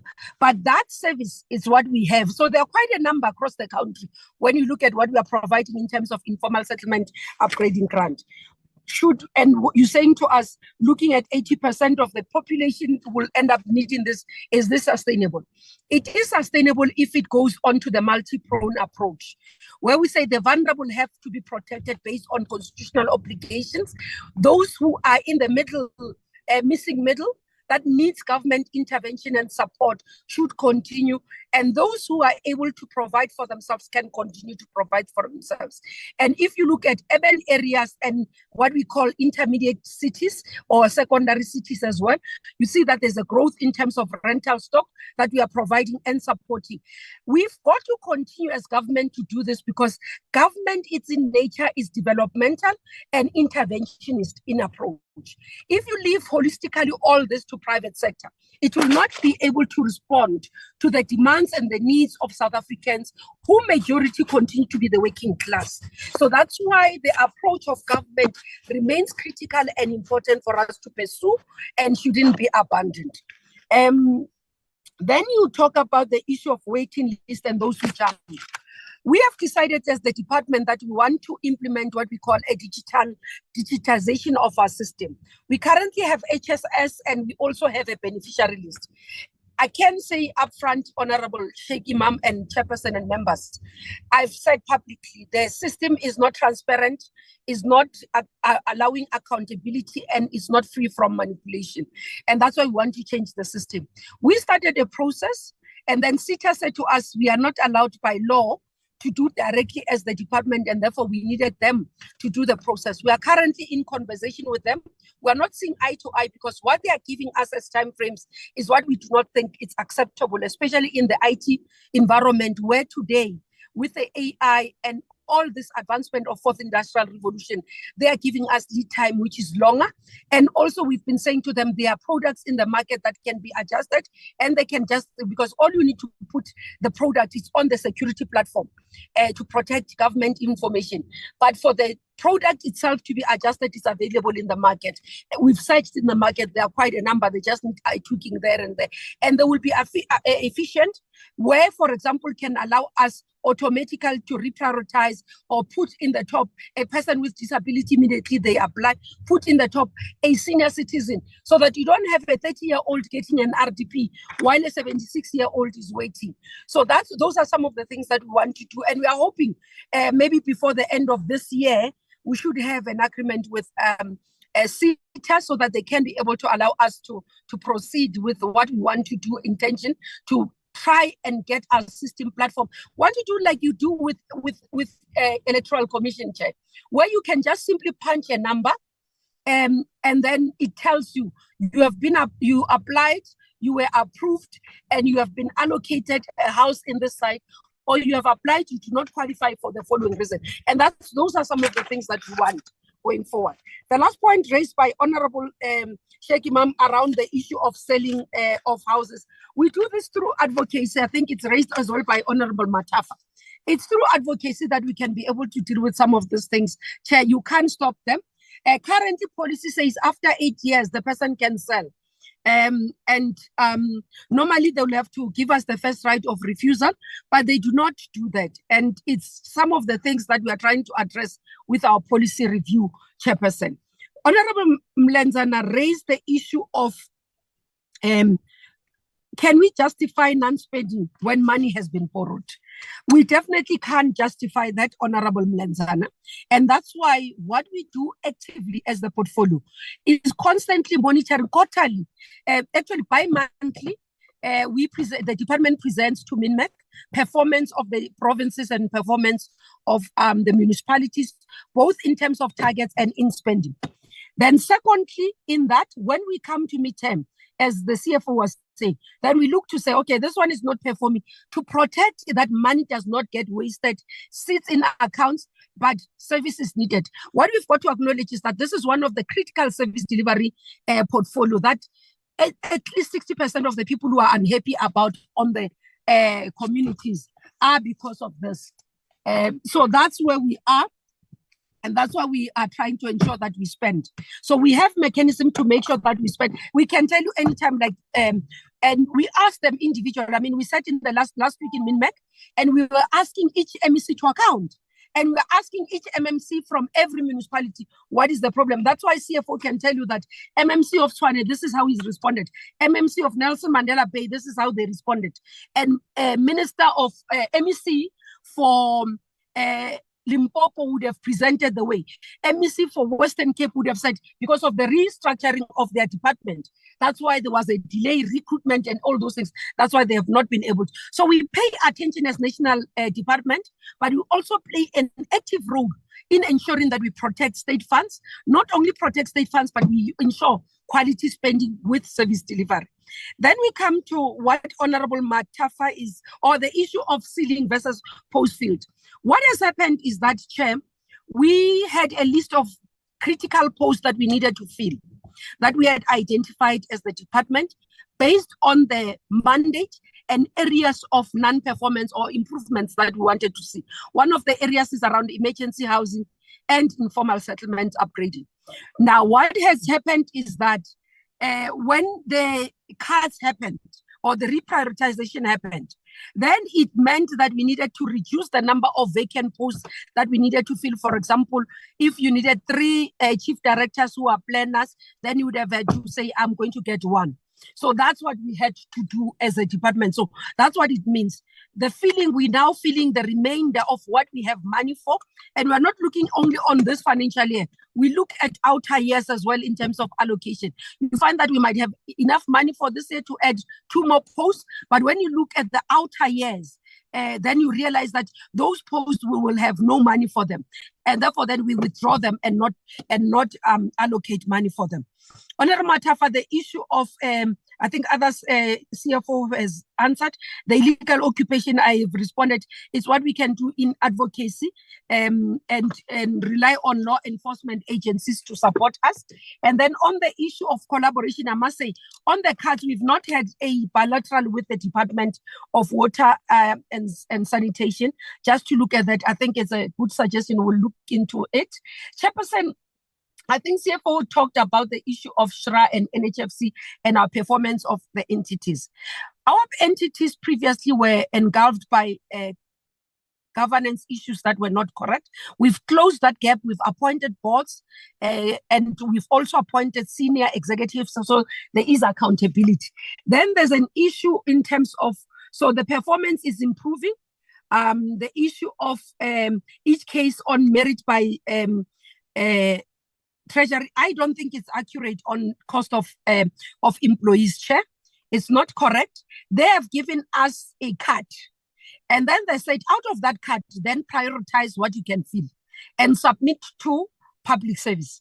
They did. I am not aware of a conversation where we were able to say we need 15 posts. And then they said, okay, justify why you need 15 posts. Therefore, no, they cut and then we had to make do and reprioritize based on their cuts. On the issue of cuts in terms of the reprioritization in terms of the grants, we were engaged. We were able to be transparent and open to them. And this was in agreement, as the CFO has said. Yeah. So I think CFO has responded. The issue, Chair, of 1 year to 2 years, we were compromising to 3 years. Obviously, the 1 year is not working. I think we've answered all the questions. I'm not so sure if I've left anything, but we appreciate some of the issues we'll take up, look into them to improve our systems and improve our work, Chair. Thank you very much.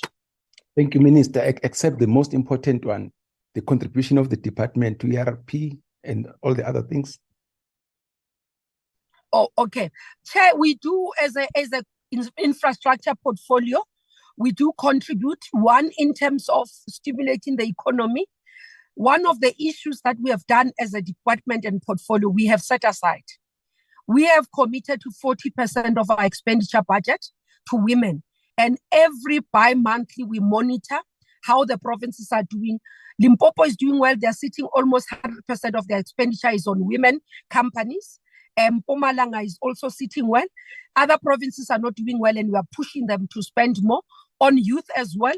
So these are transformational issues that we are focusing on in terms of ERRP, reconstructing the economy. That's what we are doing as a portfolio. And then another issue is around capacitation through NHRBC and NHBRC.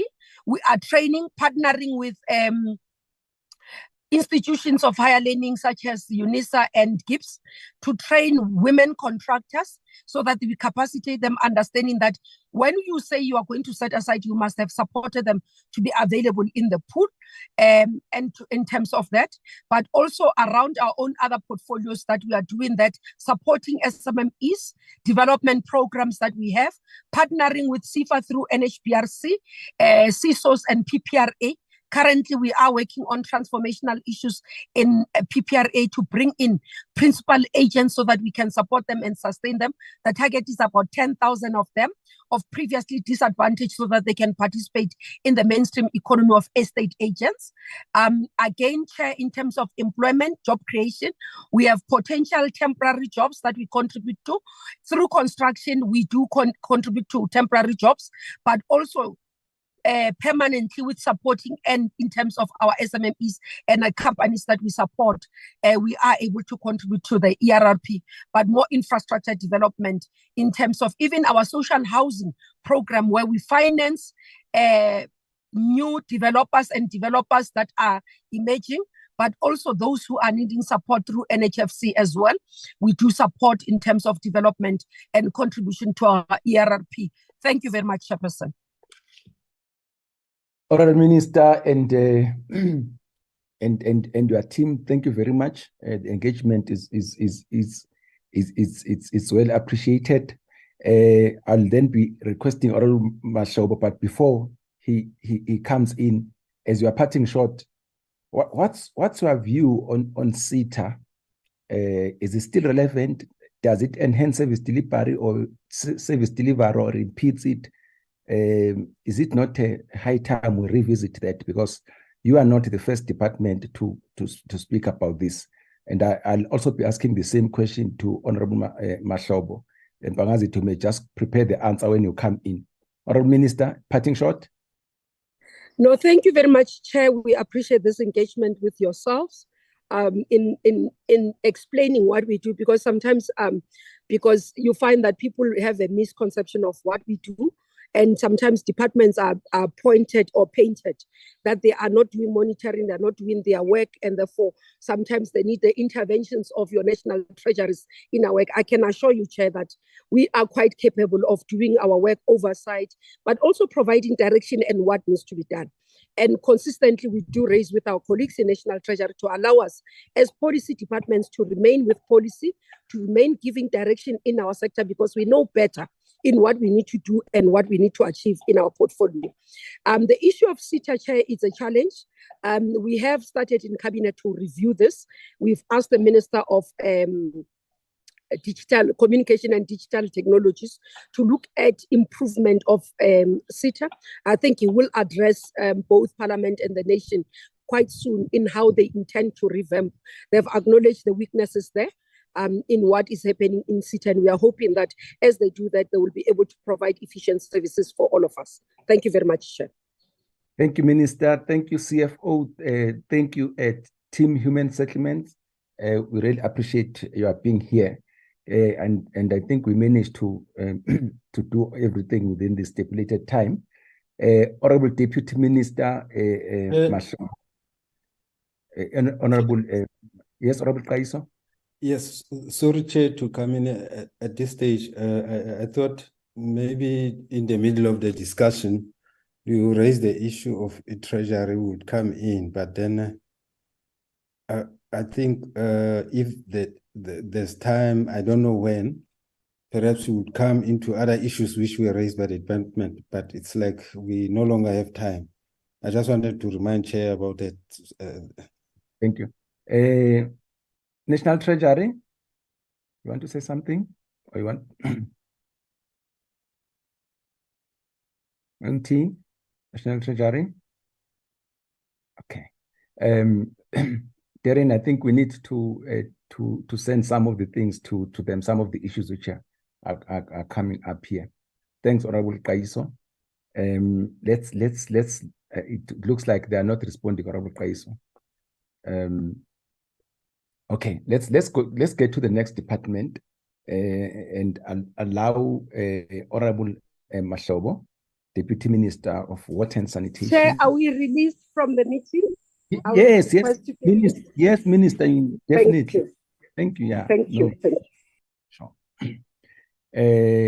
Honorable Mashobo, we're in your hand. Thank you very much. No, thank you very much, Your Excellency, Chairperson Shenge, and all honorable members of the Select Committee, to the leadership of Human Settlement led by Minister Gupai while they are leaving the platform. And with us here, Chair, on behalf of Minister Macingwane, who are with the DG and the team and the CFO, we are very pleased that, as always, we will come and appear in front of your committee. Firstly, to come and account, but secondly, to seek guidance and also sought support around issues of appropriations in our quest to deliver on our mandate. Just to indicate, Chairperson, that the decisions by government on the basis of the fiscal condition our country faces has affected many government departments, and including ourselves, wherein we were required to do a reprioritization in our budget, and then it had to decrease in terms of the appropriation that was there by more than 800 million. But more importantly, Chair, the DG and the team will demonstrate to say, how are we offsetting that, and what will be the impact? We know that, Chairperson, we are coming to you where there are a number of questions that are being asked in the country, and there are a number of challenges. One of the challenges our people are asking, are we having a water crisis? Are we going to have water for domestic use, including economic and social and other benefits that are there? Our answer as a department, Chairperson, is that South Africa remains a water scarce country, and our actions must be very corresponding in terms on how do we manage our water scarcity, because we continue to receive rainfall that is nearly half of the world's average, Chairperson. But as a Ministry of Water and Sanitation, all the actions we are taking, we are going to avoid a situation where the country can have a water crisis by 2030. Most of the intervention by ministers and ourselves, there were too many projects and big projects that were delayed. And when they were delayed, they were going to have an impact upon the availability of water, Chairperson, beyond 2030. You look at big projects like Lesotho Highlands, a very important issue that we raised with yourselves the last time we came. And with your support and led by President and the Minister, The DGs have sorted all the issues with the Kingdom of Lesotho, and already work has commenced with the question of Lesotho Highlands Phase 2, which is a very good development, so that a province like Gauteng, in terms of our integrated Vaal River system, we don't have a problem. In the Western Cape, you could see that Glen Williams Dam, it was delayed for quite some time.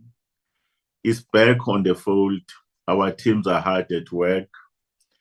And they were very pleased that that economy, including the farming communities in the Western Cape, they will be covered in terms of the progress made. And then you look at KwaZulu-Natal, the problems that they have about the guarantee of water availability.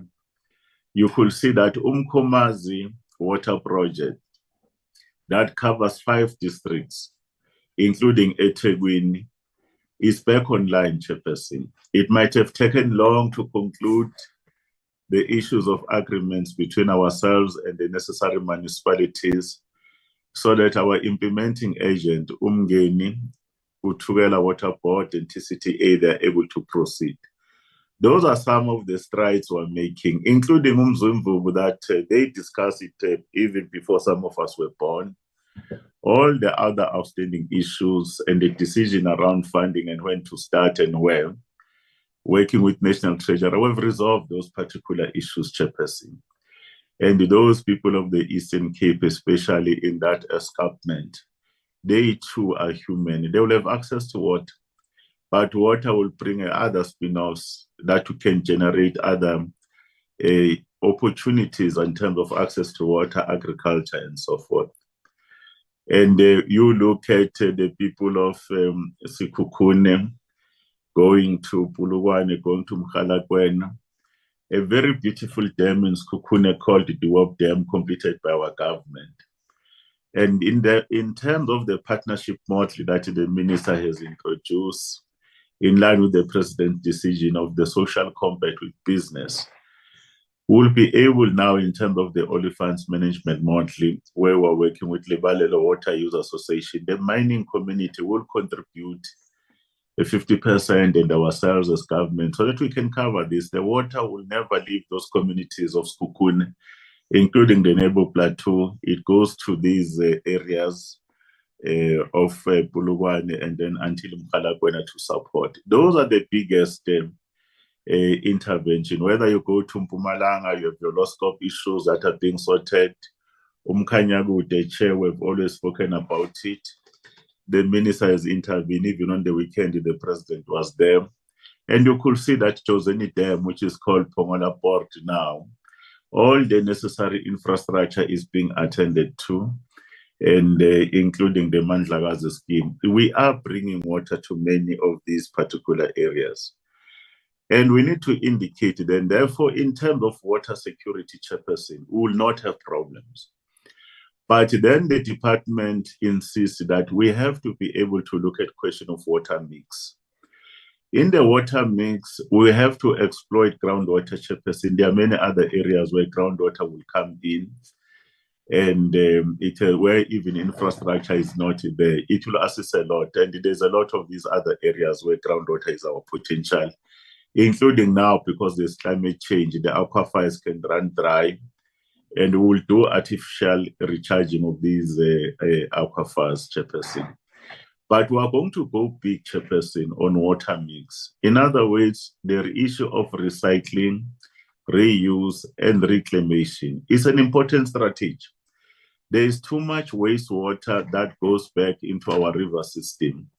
That wastewater, when you use what we call it circular economy, an example in Pietermaritzburg, Umgeni presented to go and open a state-of-the-art plant there, where the wastewater effluent has been treated into a standard that it makes even the treatment cost that gets to Umgeni River down to Durban, it gets to be reduced. But some of that effluent can be used for other issues like industrial, for agriculture, and the sludge is treated to the highest standard, so you can produce manure, your fertilizers, especially in the light of Ukraine-Russia conflict, where there's issues of fertilizers running out. But then there's an issue of production of energy, Chairperson. That plant is going to give us 1 megawatt in terms of electricity generation. You could see it's a very, very close circular economy, and it must happen in Gauteng. The minister is intervening in many other areas, whether in Northwest, there's a Bulela Metsi project that is happening. We've intervened in Mfuleni. For the first time, Honorable Sheng, you will hear people of Mfuleni. The sewer is no longer in the street. Rainwater has done well with the support of the DG. We are actually revitalizing. We are looking at a new model now, Sheng and the committee members, where we deploy these water boards closer to these municipalities where they don't have the money, the balance sheet, and technical know-how. They will look at a model of forming an agency there where Rainwater will build the capacity of the municipality, will invest its own resources, replace the old infrastructure where more than 62% of the water is being lost, and then from there deal with the issues of revenue management. That is what we call it your build, own and operate. But then there's also the build, operate, train and transfer. That's what we're looking at in terms of our partnership office, and we're looking at many of these other issues. But I'm not going to talk to them, Chair, because you go to KwaZulu-Natal, we are intervening. You go to Mpumalanga, Limpopo, Eastern Cape, there's not even a single province where we're coming in, because no South African must be left behind when it comes to access to water and sanitation.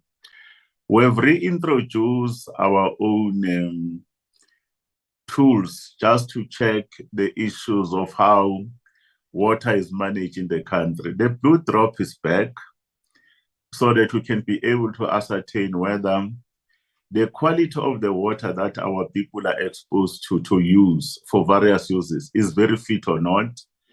And our report that the minister will be releasing at the end of this month or early next week, we should be in a position to demonstrate that a number of municipalities are struggling and they need our support. Some of them, they don't have the technical know-how. Plants are not working well. But some of them, they don't have money. They are broke. They run out of chlorine just to treat the water. You remove your microbial and chemical component in water.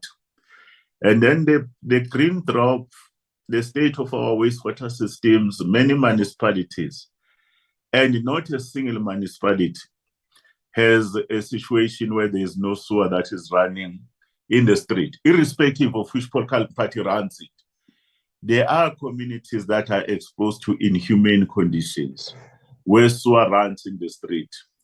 And the functionality of the wastewater systems that are overcapacitated, they were not upgraded to build the issues of population growth and others and the load. And working with COGTA and SALGAM and National Treasury, we are intervening so that our people can live in an environment that is not actually harmful. We are very close now, Chair, to conclude issues of reconfiguration of our institutions. The water boards now, we've concluded them, Chair.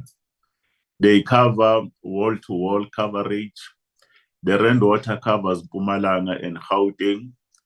The formerly said Sebeng was disestablished. We know now we have a Val Central, and that Val Central covers Free State and the Northern Cape.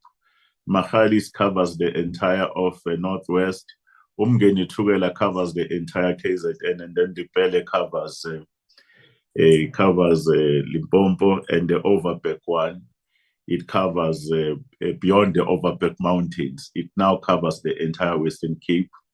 And we're also concluding our task. Remember, there used to be irrigation boards, mostly white and mostly males, and excluding other users. We are trying to do our final round of around transforming into people's organization around water management at a local level called the Water Use Association, and the numbers have been reduced.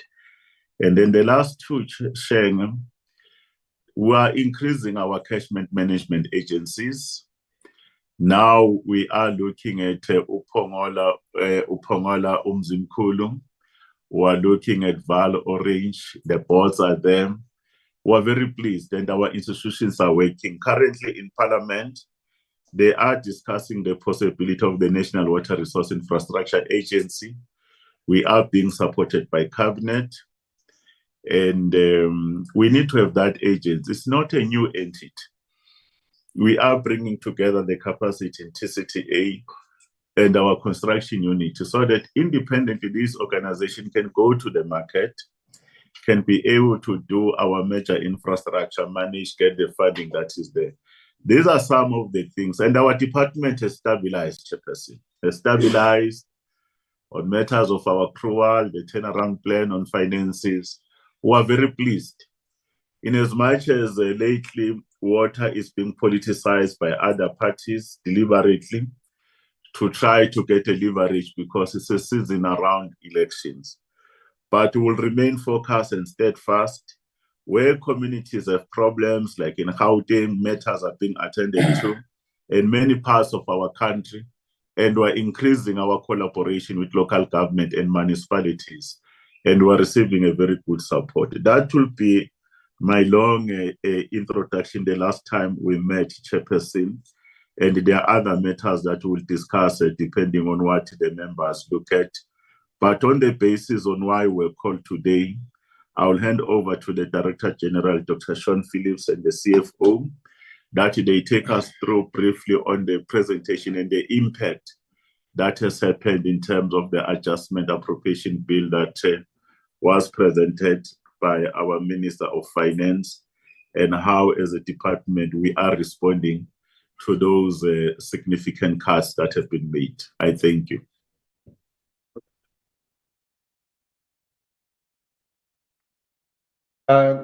Good morning, Chairperson, honourable members. Thank you very much, Deputy Minister.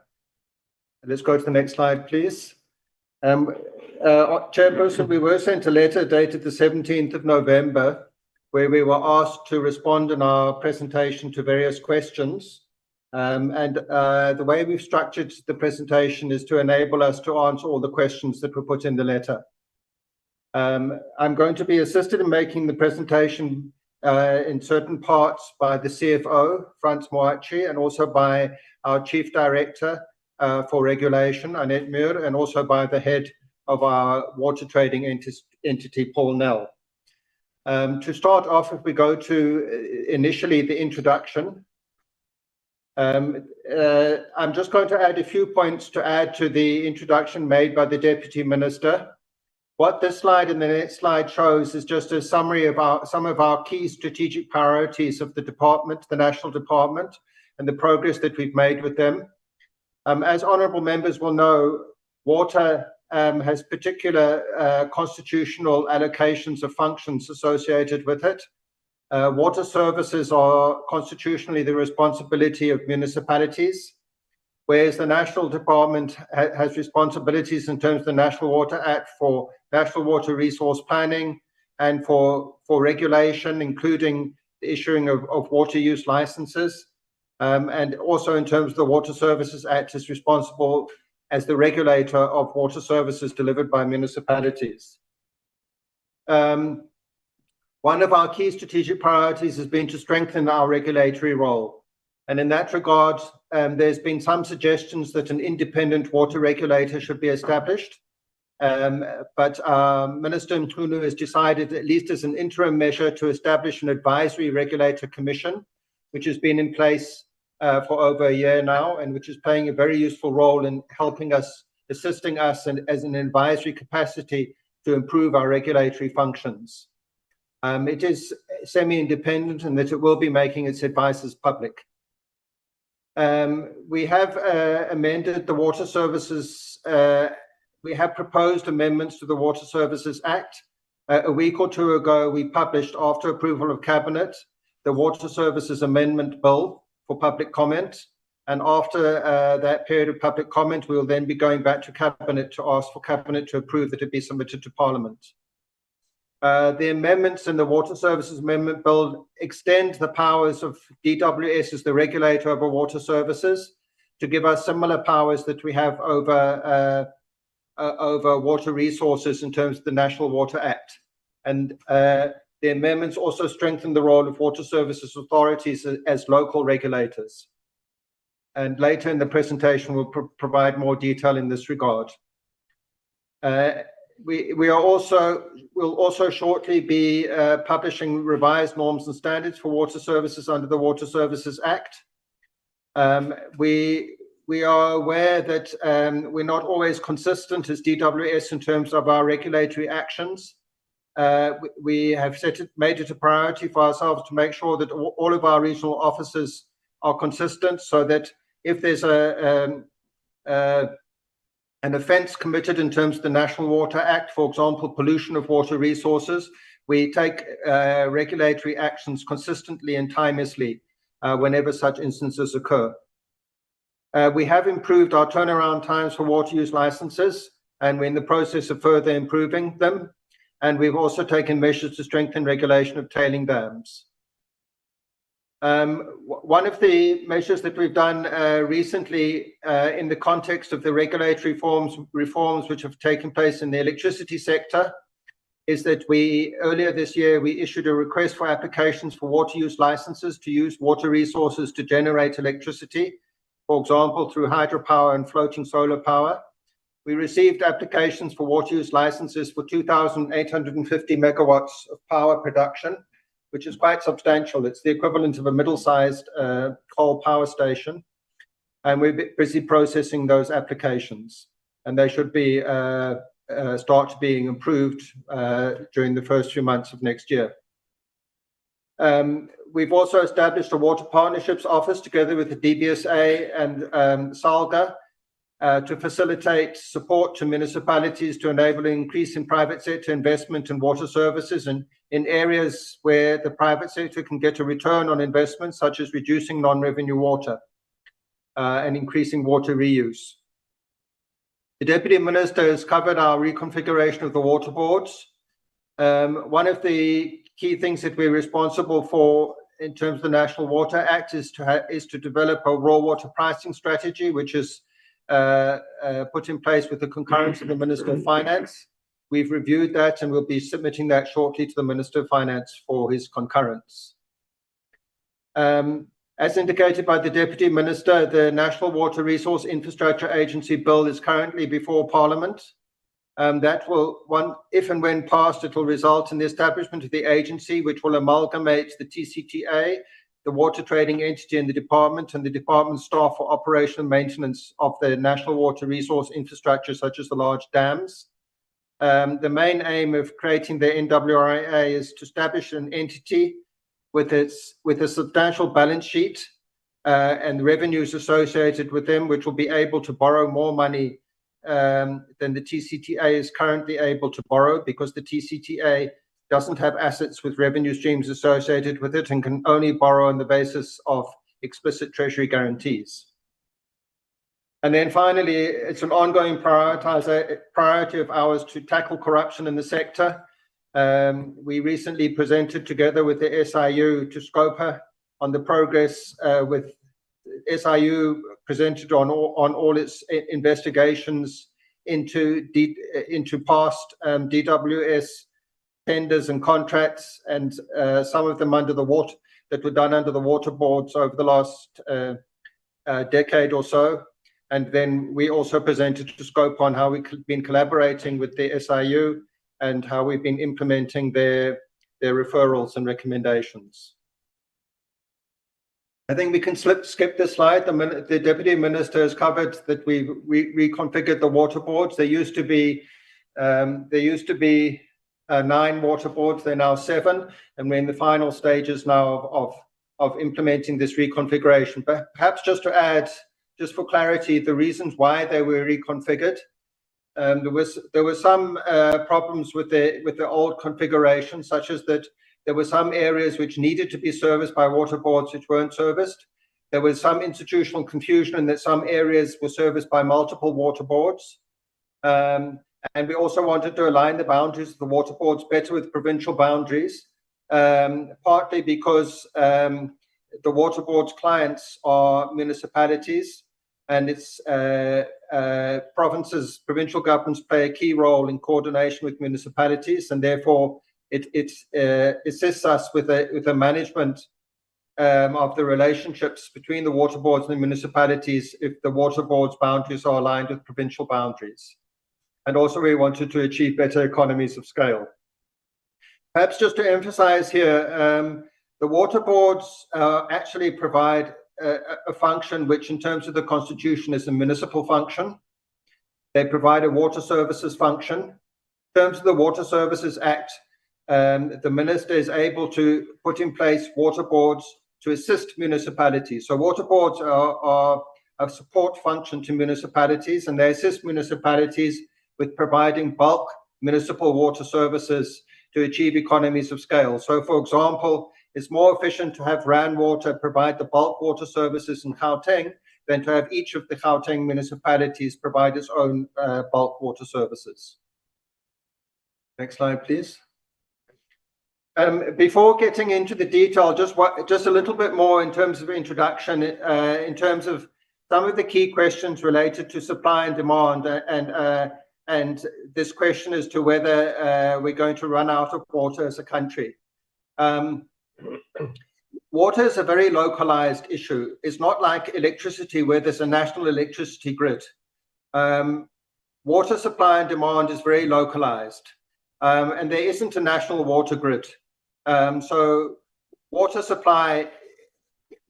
demand and supply is dealt with on a local basis.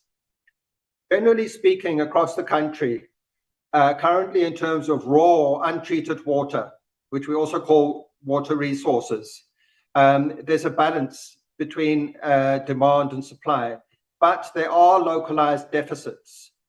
And those localized deficits can be caused by various reasons, and I'll give a couple of examples now. One of the reasons for localized deficits can be a bad drought.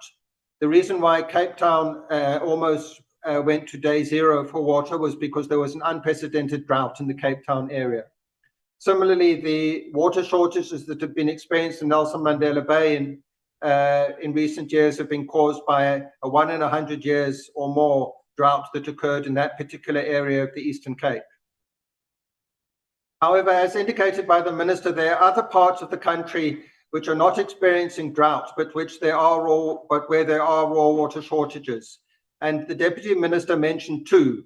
One is eThekwini and the other is Gauteng. In eThekwini, the water resource planners in DWS have been predicting for a long time that demand for water is increasing in the eThekwini area, and that we need to build more water resource infrastructure to be able to provide more water to the eThekwini area. There have been plans in place to build the Umkomazi Dam for a number of years. Unfortunately, that dam was delayed for a long time. There was not agreement from eThekwini municipality to proceed with the project because eThekwini municipality argued that the tariffs would be unaffordable.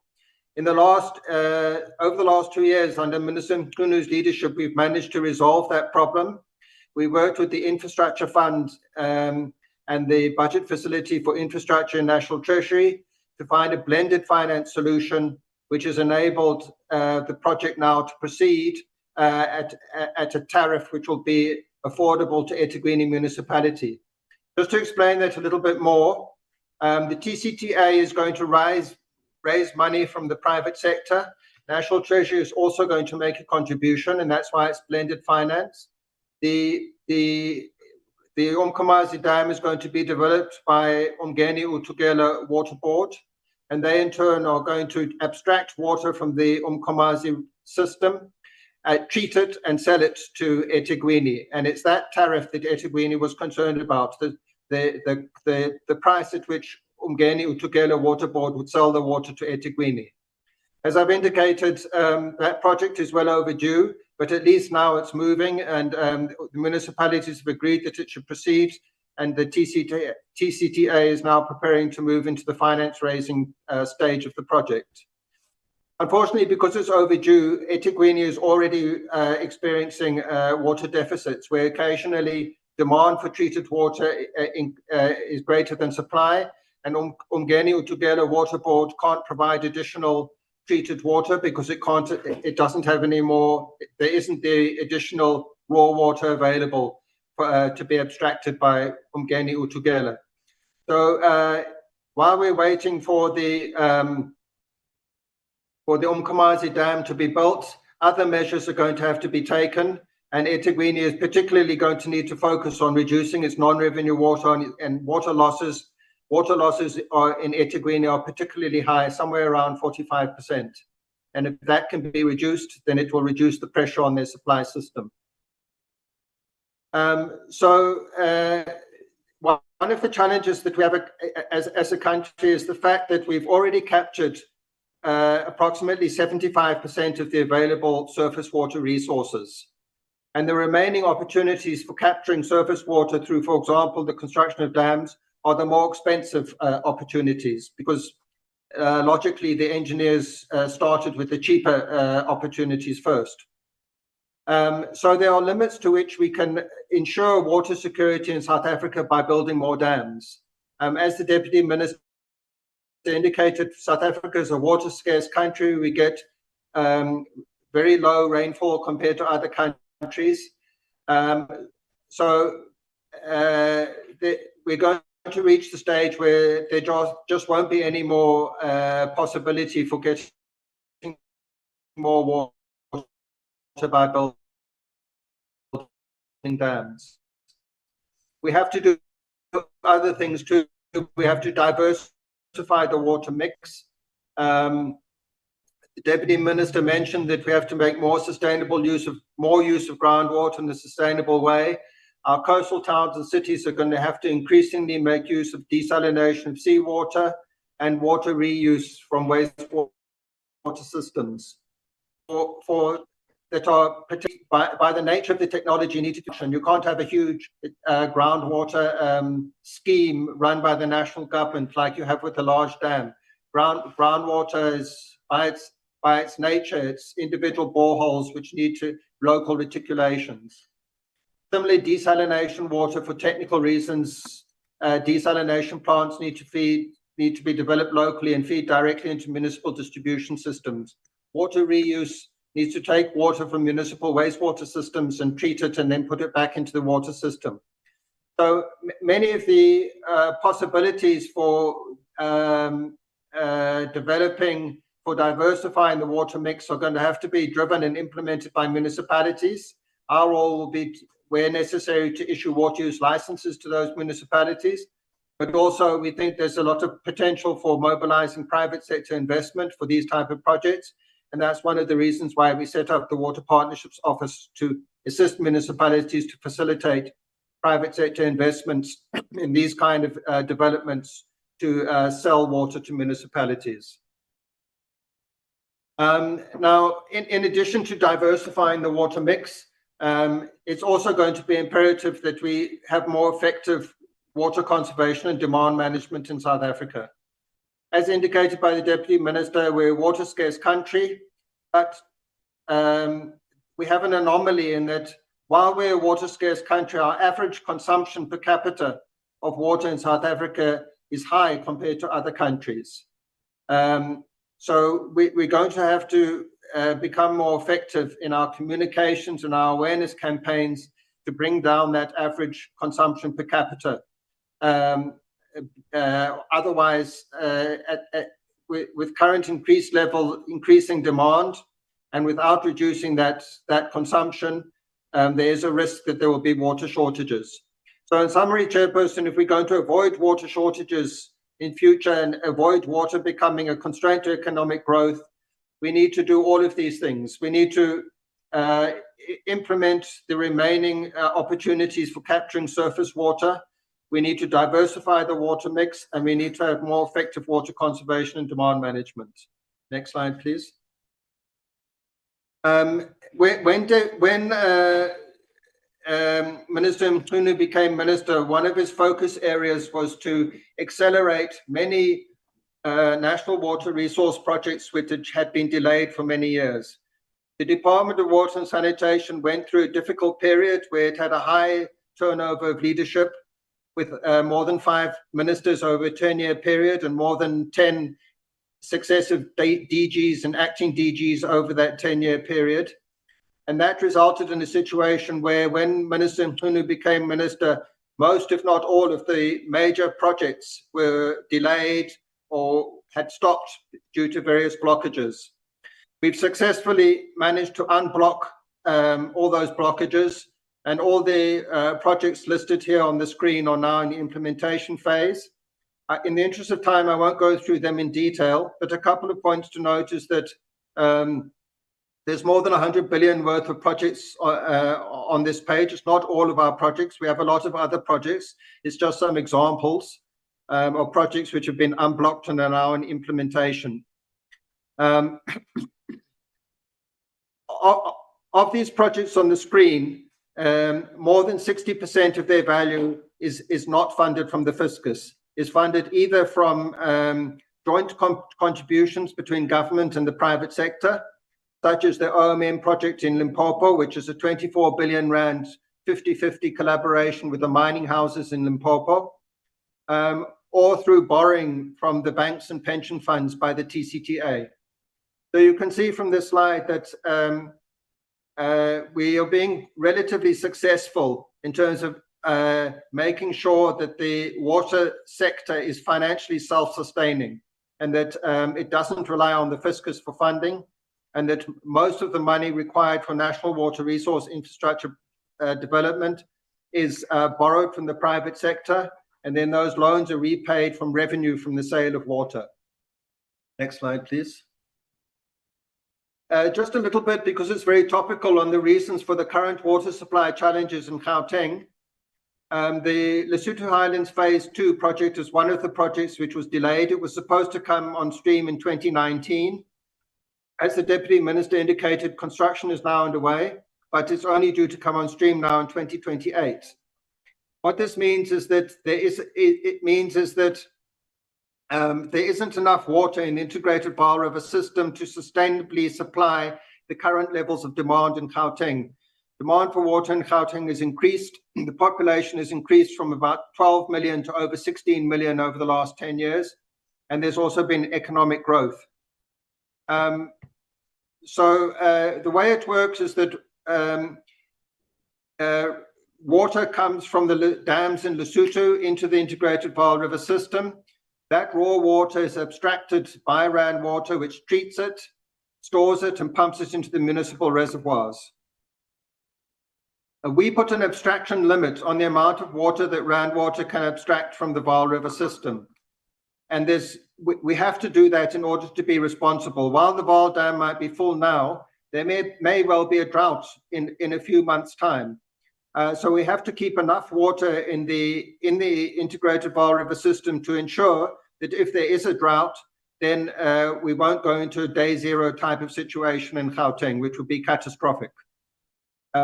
We also have to make sure that there's enough water in the Vaal River system so that downstream users of the Vaal Dam get enough water, and so that the environment as well can be protected. So currently, Rand Water is already exceeding its abstraction limit from the Vaal River system, and it can't extract any more water, and it can't treat any more water than it's currently treated because of this abstraction limit. But the demand for water in Gauteng is increased, and occasionally, particularly during heat waves, for example, the demand for treated water from Rand Water, from municipalities for Rand Water to supply them with treated water exceeds the available supply from Rand Water. And so the current situation is that there's a very tight supply-demand relationship for treated water in Gauteng, and that makes the system very vulnerable to disruptions. So when there is a mechanical or an electrical failure, which is quite common in such a sophisticated system, it results in a situation where it becomes difficult for Rand Water and the municipalities to adequately fill their reservoirs, because while they're filling the reservoirs, water is still being taken out. And that in turn results in a situation where the water levels in the reservoir are not high enough to provide sufficient pressure to enable water to get to high-lying residential areas. And that is why high-lying areas of Johannesburg, for example, have sometimes been for weeks without water. The solutions are for us to continue to implement Lesotho Highlands Phase 2 expeditiously. Secondly, for the municipalities in Gauteng to reduce their non-revenue water, their water leakages. Currently, on average, municipalities in Gauteng lose a third of the water which is provided to them by Rand Water through leaks. And also, again, we need to have a much more effective awareness campaign to get residents of Gauteng to use water more sparingly, to reduce the average consumption from 253 litres per day closer to the world average of 173 litres per capita per day. I'm now going to hand over to the CFO to talk about some of the detailed questions which were asked by the committee related to the implications of the proposed allocation reduction of 881 million. CFO. Thank you, DG, and greetings to the Chairperson. Thank you very much. Chairperson, the question that I'm responding to on the letter relates to the possible service delivery implications and the impact on the allocation reductions in key sub-programs that are critical, as indicated by the committee, and how we intend to absorb this in the budget to ensure that the impact is reduced on the service delivery aspects. I'll move to slide number 11. As indicated earlier on, Chairperson, the total reduction for the department amounts to 831 million, and this reduction is made up of 48 million from Program 1, 331 million from Program 2, and 501 million from Program 3. In terms of Program 1, Chair, it relates mainly to a support function that the program is providing to the department. We managed also to implement the cost containment measures and the guidelines that were provided by National Treasury, and the impact would not be that much direct to service delivery for Program 1 administration. The water resources management, our second program, the adjustment that was processed there is 331 million, which is made up of transfer payments. The first one being to the Komati Basin Water Authority, where we have a treaty with Eswatini. We are repaying some of the loans. However, I can confirm, Chairperson, that we do have sufficient reserves within the Komati Basin Authority to enable us to settle obligations in the current financial year. So there isn't any impact, but we'll have to cover up over the MTF. We also had a reduction of 100 million from the water trading entity. That was implemented from slow-moving projects. We are currently implementing infrastructure procurement strategy on the water trading entity with regard to the projects that Deputy Minister Mahlobo and DG Phillips also referred to. So some of the projects were still lagging behind. However, we do have a strategy of recovery on those. And equally for this program, we did implement cost containment measures as guided by National Treasury. And the total amount of those is 17 million. And under Water Services Management Branch, this is the branch with a significant portion of the budget of the department. An adjustment of 501 million was made up of 481 for regional bulk infrastructure grant and 224 million for water services infrastructure grant. And we also implemented cost containment measures for this program, totaling 19 million. Chairperson, this branch does have direct impact on service delivery, but I must also indicate that as we were implementing these cuts, we had to look at the spending trend. Historically, the department didn't spend well. However, we demonstrated in the previous financial year the improvement that we have made. The year before last, we underspent by over 2 billion. In the past financial year, it was around 800 million. And we have committed that in this financial year, we would have spent the budget optimally. We are also managing our commitments, accruals, as well as payables. When we close the interim financial statements, now we had total amount of 437 being our accruals and payables. So all these factors, as well as the approved business plans, which our DDG for Water Services Management had to also reconsider, the ones that were recently approved, to make sure that we align those to the reduced funding. Chairperson, I'll move to slide number 12, which is a summary presentation of the adjusted appropriation, reflecting those three programs, as well as the economic classification that I've referred to earlier on. Our transfers to the municipalities, conditional grants, Chair, are reflecting those provinces that we have adjusted. All the provinces, as indicated, that we have reviewed the approved business plans, and our provincial offices worked very closely with the municipalities to assess and look at individual projects, those that are ahead and those that were still in the process of planning, those that were approved recently. So there was actually a process through our provincial offices. We had to also review our payment schedule with a National Treasury after all these adjustments. So these are the transfers. The actual spending is being reported in the subsequent periods by the municipalities to the department. And the next slide, also under the Water Services Infrastructure Grant, 244 was also adjusted across all the provinces using the same principle that I've indicated with the Regional Bulk Infrastructure Grant. And our provincial offices are constantly monitoring these projects together with the municipalities, and where the need might arise, where we have to still move funds around, we'll also do so in accordance with the provisions of the Division of Revenue Act. But due diligence was applied by our provincial offices when we were effecting these adjustments.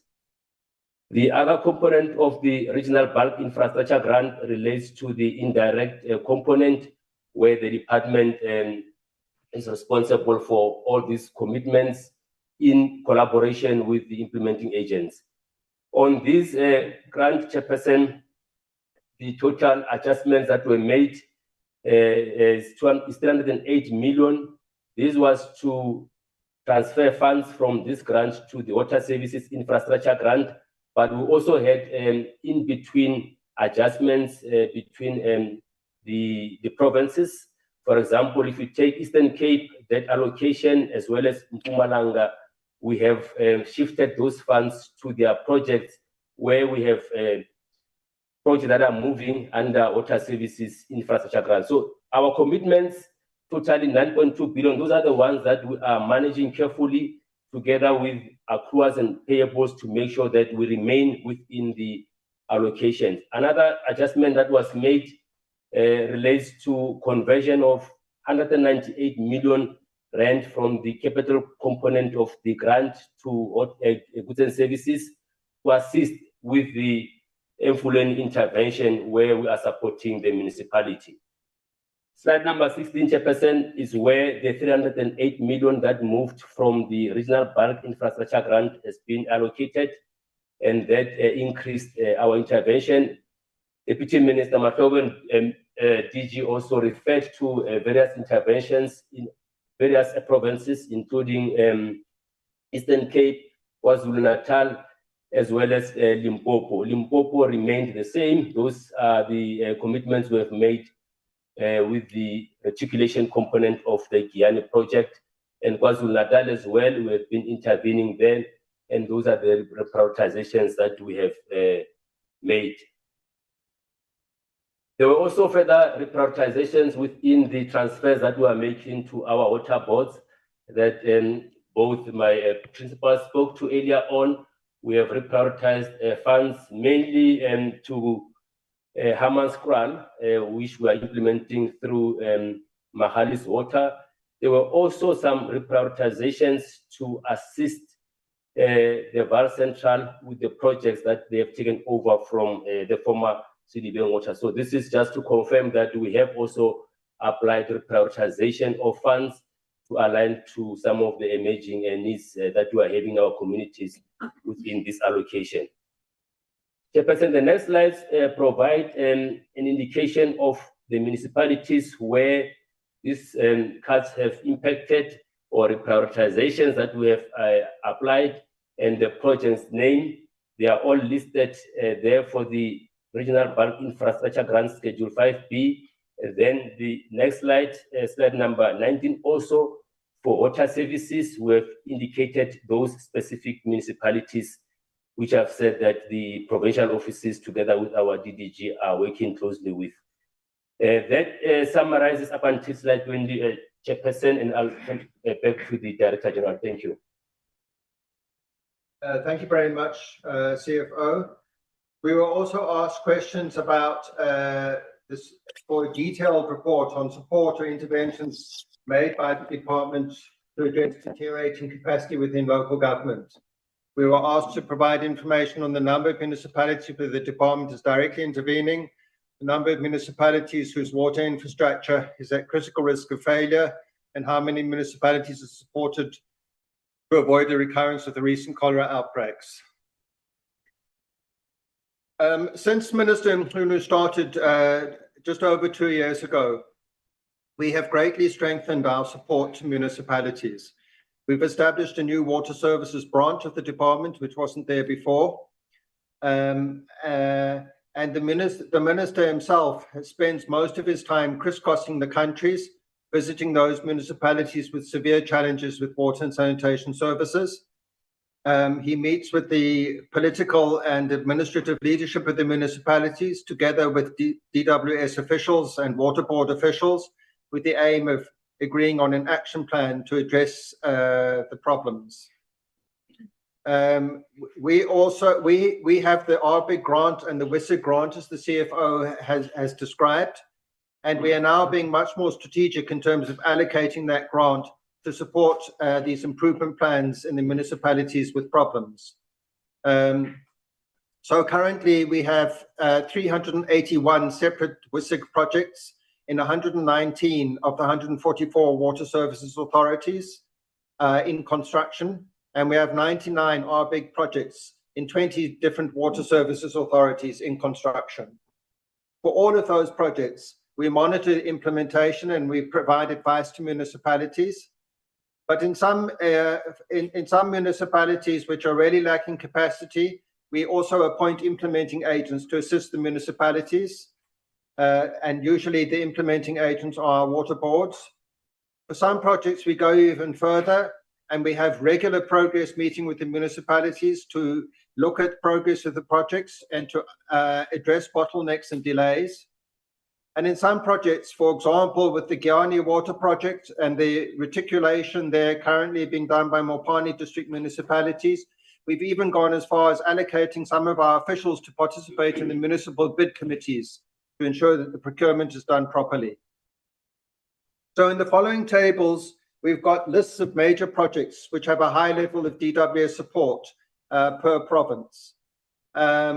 We haven't listed all the projects that we're doing. You can see that that would make for a very long presentation, given that we've got over 470 different water WISIG and RBIG projects in implementation around the project. But in the tables which follow, we've just highlighted some of the major ones to give the committee an indication of the level of support that we're providing and the degree to which we are now mobilizing our water boards to also assist municipalities.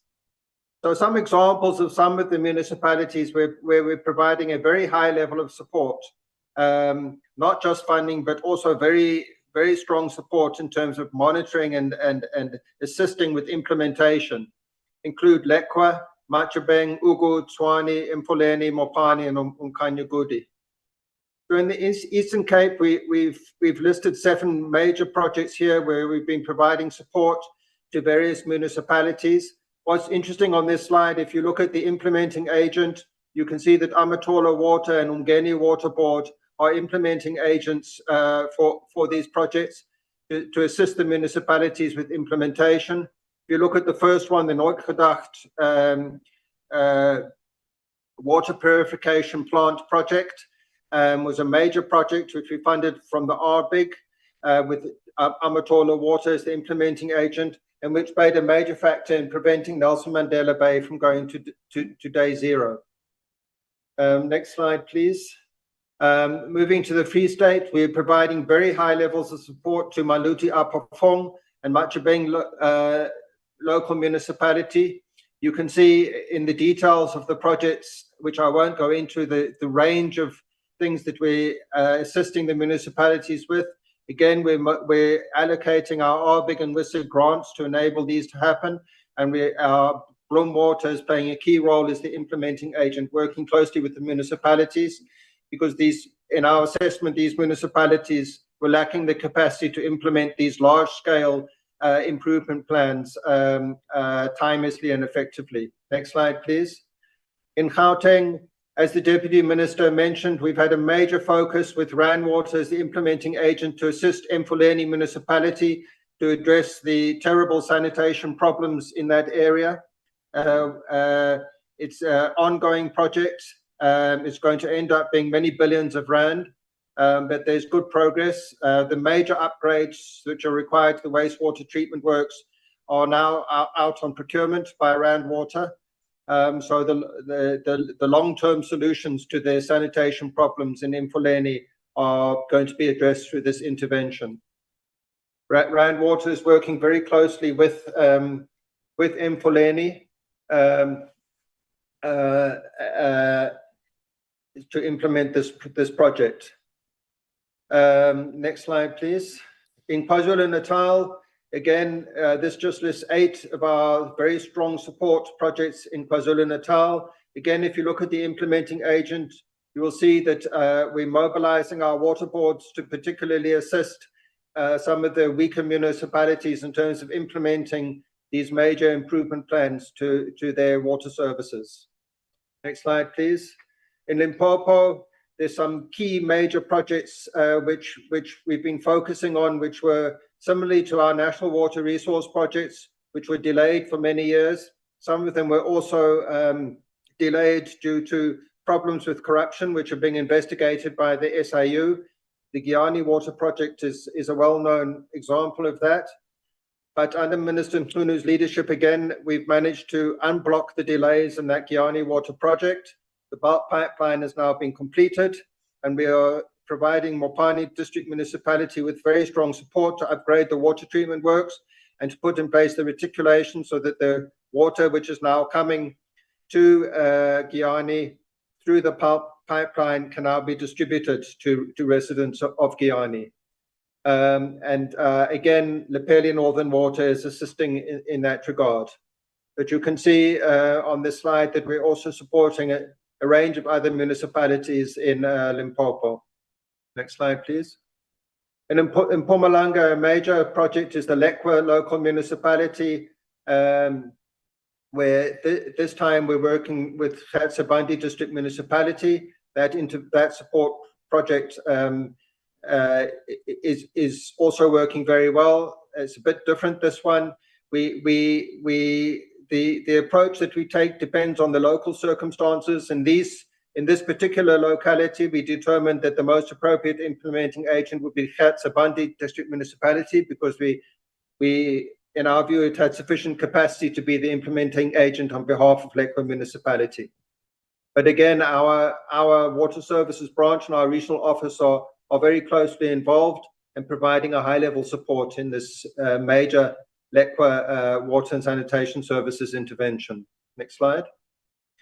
In the Northwest, we have a whole province approach where the minister is engaging with the provincial leadership, as well as with all the mayors and officials of municipalities in the province, which is involved identifying projects where money was just sitting because the municipalities were delaying in implementation, it was under expenditure, mobilizing those monies and reallocating them to key projects to address the water supply problems in Northwest. And then with a high level of involvement of our officials, close monitoring and support to make sure that those reallocated funds are allocated to projects which would address the key issues, and that the projects are implemented timelessly. Next slide, please.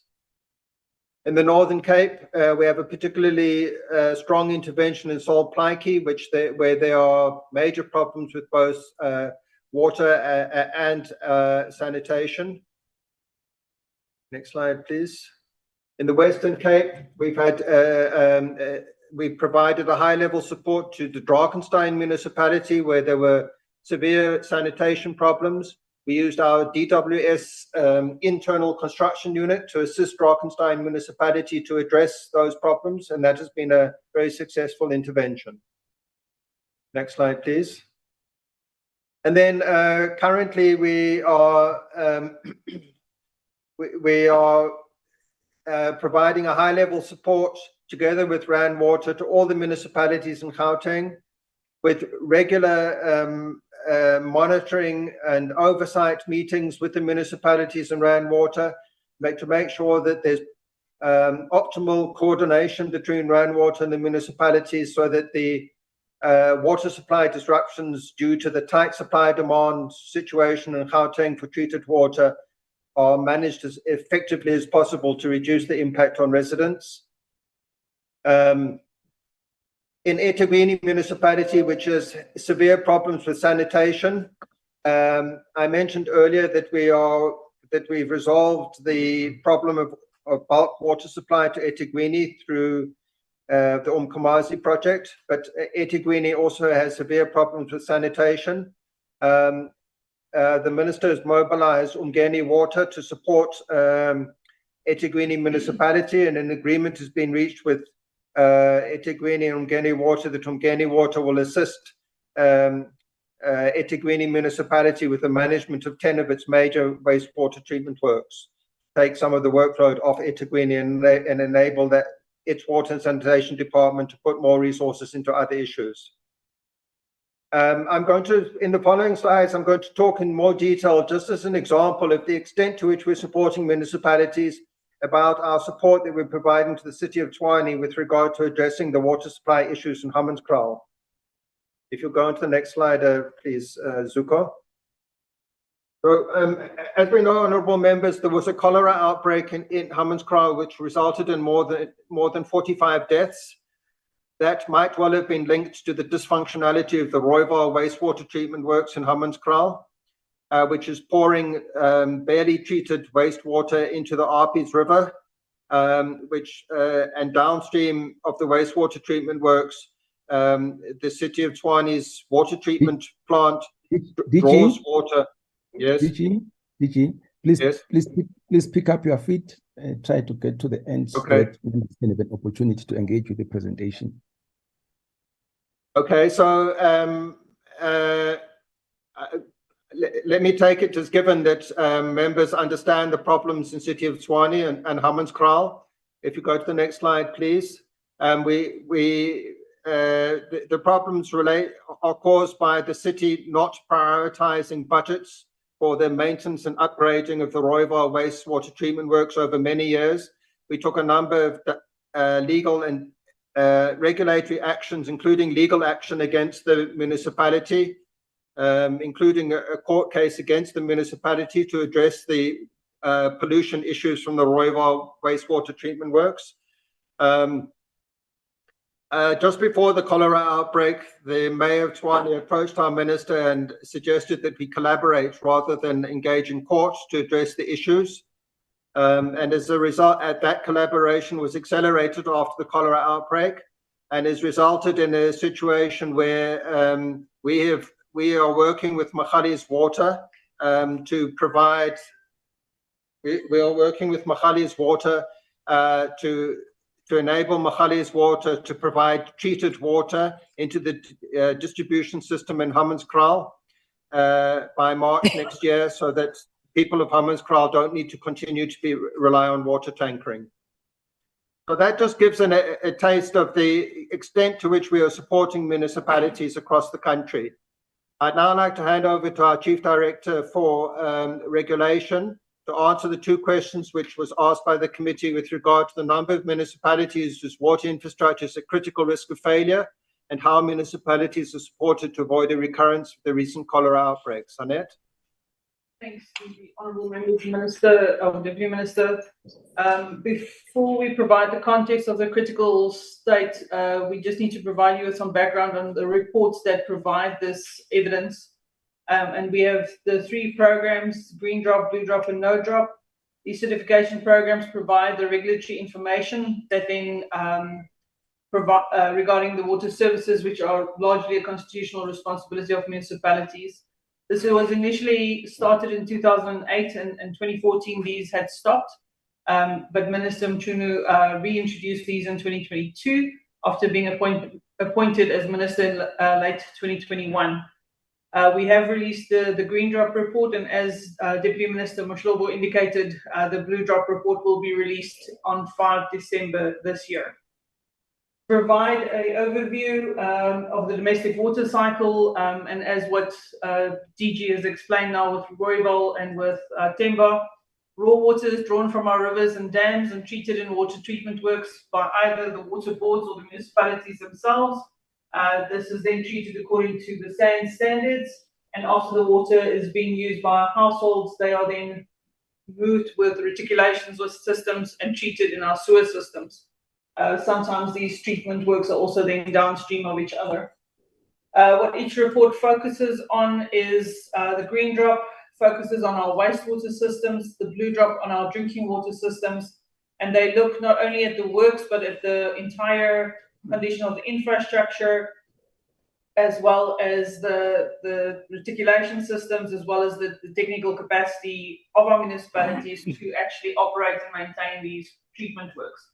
The No Drop looks at this, the degree in which drinking water distribution systems are treated efficiently without wasting water. The No Drop will also be released on the 5th of December.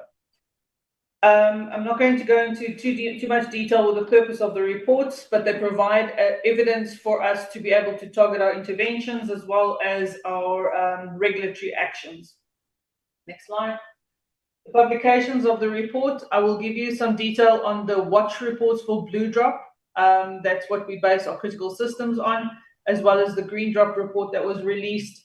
These reports rotate, as I've indicated, and on the 5th of December, the full Blue Drop will be released. The details provided here is on the watch report, which is a sample of the documentation. Next slide. All right, the Green Drop report found 334 out of our 850 systems to be in a critical state. These belong to 90 municipalities. This means 63% of the 144 water service authorities to be in a critical condition. In 2013, when this was last released, we had 248 out of 824 municipal systems in critical condition, which means there's a decline. And the same decline can be seen also in our drinking water systems.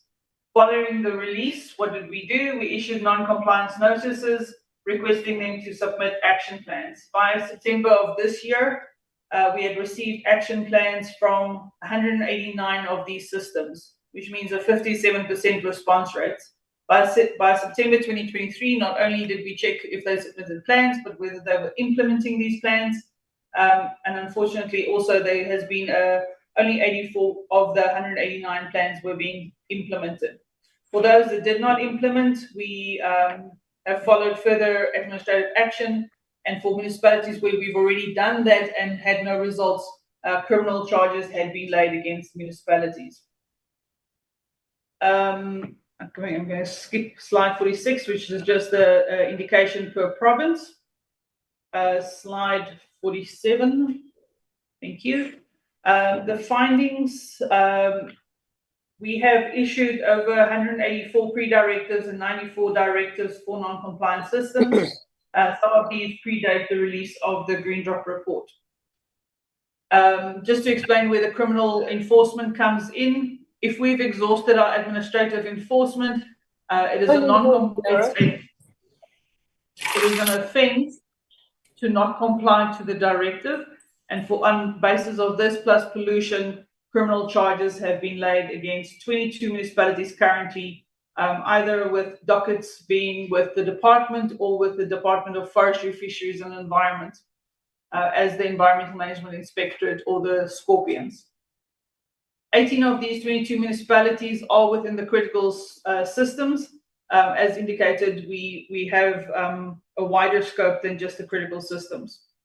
We have also approached the courts for civil interdicts for 17 municipalities, of which 9 have been identified as critical in the Green Drop report. Moving to drinking water, the No Drop report, as indicated, did not do a full assessment of all the systems. The full Blue Drop report does, but for the results of this, 151 of our 135 systems were sampled, which means we looked at least 1 or 2 systems per water services authority. When we look at the infrastructure condition, 3% of the sampled systems were found to be in a critical condition, 12 in poor infrastructure and 49 in average, 31 in good and 5% in an excellent infrastructural condition.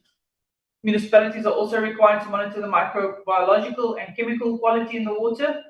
This is to indicate whether the water is safe or not for us to drink. And this standard is set by the South African National Standards 241 as well as the World Health Guidelines. In terms of the summary of the findings, we've got different levels of performance.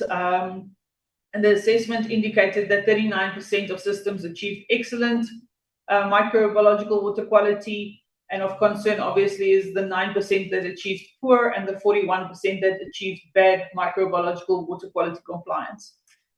In terms of chemical quality, 15% achieved poor and 55% achieved bad chemical water quality. So what this means,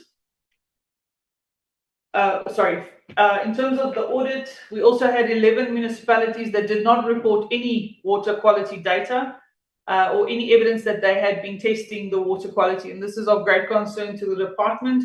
We issued non-compliance letters to these municipalities requesting them to confirm the quality of their water, and if the water did not meet the standard to publicize the advisory notices to the community affected in terms of the requirements of the Water Services Act.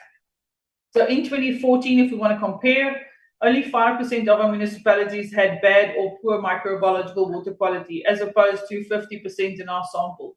This indicates there's a sharp deterioration in drinking water quality since the last Blue Drop report was done. I think I can go to the next slide. So members, in terms of SANS and as well as the norms and standards from DWS, municipalities are required to conduct the necessary tests to ensure that our water does not pose a health risk. And where they do not pass these tests, they have to publicly announce or issue advisory notices on the risk of the drinking water.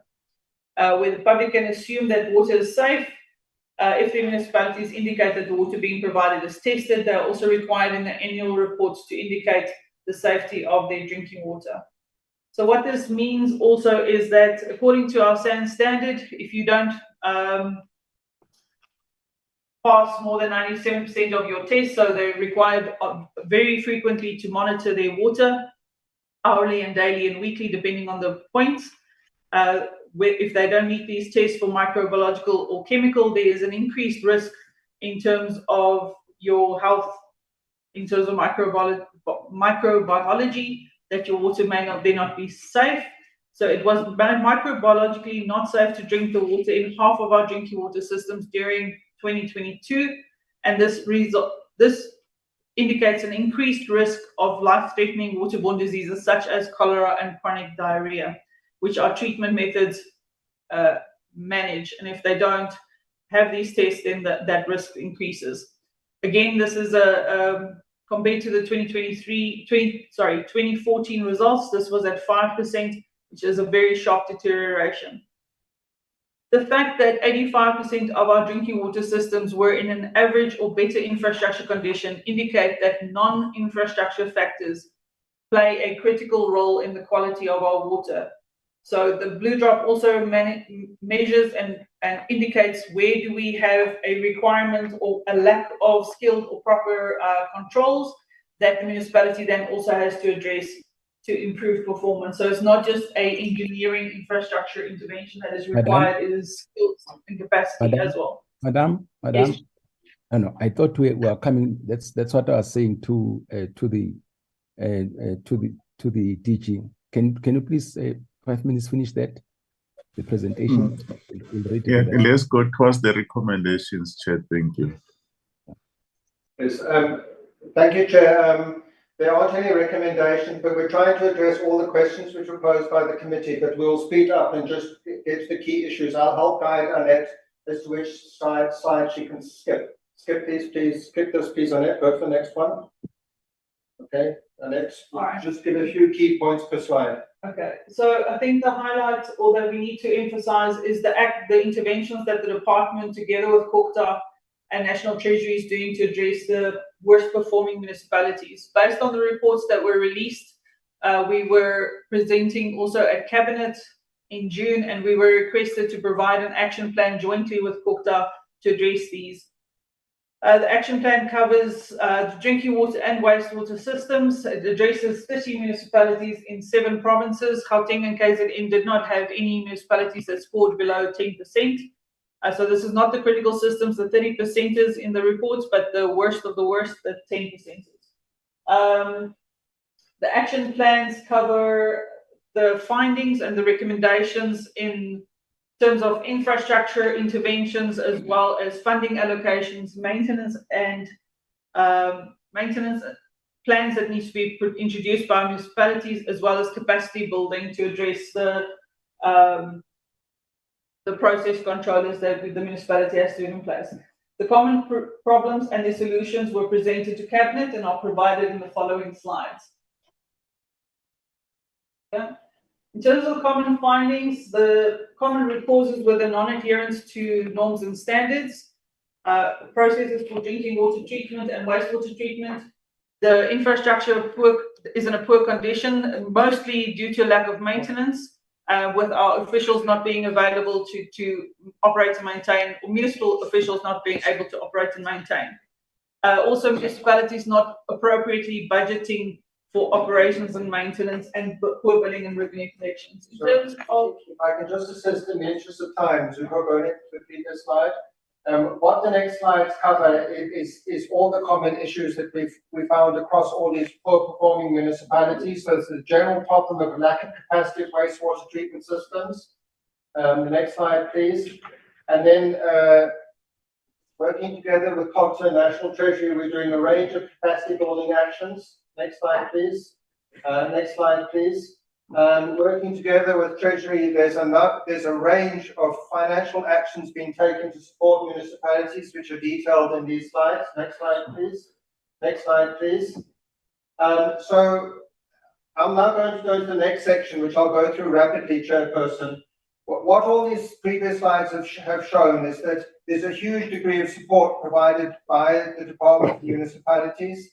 They've shown that, notwithstanding all of that support, our blue and green drop reports show that despite all of that support, municipal water and sanitation services are deteriorating rapidly. And that is because there's limitations to which the support being provided can have an impact. And that is because, for example, we can't do maintenance and operation on behalf of municipalities. That's constitutionally a municipal function, and it has to be funded from revenue. We're not allowed to use our money to maintain and operate municipal water infrastructure. That would be classified as irregular expenditure. We only get grants, the RBIG and WISIC grant, to give to municipalities to address infrastructure backlogs. Maintenance and operation has to be funded by municipalities, and they have to fund that from revenue from the sale of water. So if municipalities are not doing billing and revenue collection properly, and also if they're not prioritizing budgets for water and sanitation, because there's no legal obligation on them to use the revenues from sale of water to fund maintenance and operation of water. If they're under budget for operation and maintenance of water, then the water services deteriorate. Next slide, please. We're very worried about the financial sustainability in the sector because of weaknesses with billing and revenue collection at municipal level. The debt owed by municipalities to water boards is increasing exponentially. It was over 18 billion by October this year. And this debt owed by municipalities to water boards has already resulted in Sedibeng Water Board going bankrupt. We had to close it, and we had to transfer its geographical areas and assets and liabilities to Machali's Water and to Vaal Central Water Board. Those water boards' financial sustainability is being negatively affected by that, and we're worried that if this trend continues, more water boards will go bankrupt. In terms of the fiscal model of the country, water boards are completely financially self-sustaining. They don't get any money from the fiscus. They have to rely entirely on revenue from the sale of water to fund their operations. If a water board goes bankrupt and is no longer able to provide treated water to an area, it means that that area will no longer get any treated water, which will be catastrophic. Next slide, please. Dr. Phillips? Yeah. No. Members want to interact with the presentation, right? And that's why I specified in the letter that, please, can you have not more than 20 slides? Any other thing, please give it on annexures. Now we're on slide number 67. And as a result, oral members are not able to interact with the presentation. Honorable Deputy Minister, that's what our letter said, 20 slides. We're on slide number 67 now. I kept on thinking that no, we're going to end because it's one thing to get a presentation, but I also want honorable members to have an opportunity to raise issues and questions so that it becomes a dialogue, not a monologue. What do we do? No, apologies, Chairperson. I heard you intervening that let's cut it now because we're having another meeting after lunch again, so it's going to be unfair to oral members. But let me hear, how do you, Dr. Phillips, how far are we from that? Dr. Phillips? I've only got a few slides left. Chairperson, I've only got 2 or 3 slides left. I'll finish very quickly. No, do it on one slide, summarize one slide. Okay. One slide, yeah. Okay, so the point is that despite all of this support, water and sanitation services in municipalities is deteriorating. So we've reached the conclusion that we need more fundamental reform. A week or two ago, we released the Water Services Amendment Bill, which contains those more fundamental reforms in it, which will involve introducing an operating license for water service providers, strengthen the current provisions in the Water Services Act to differentiate between water services authorities and water service providers, so that we can move to a situation where we have more efficient and professional water service providers that can provide water to the required standards. Next slide, please. Next slide. There were also some slides. We also put some slides in about the liquidity challenges of the water boards, but I think I've covered this with the fact that we're very worried about the financial sustainability of the water boards because of the problem of municipal debt to the water boards. Thank you, Chairperson. Thank you, Dr. Phillips and the team. Thanks, DM. Other members, let me get quickly. Other members would like to ask questions or make observations.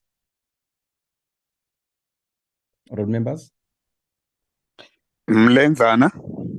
Other Mlenzana. I'm from Memezi. Honorable Memezi. Kaiso. Honorable Kaiso.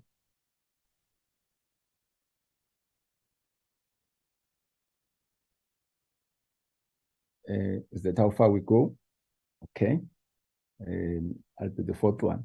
Honorable Lenzana, please come in.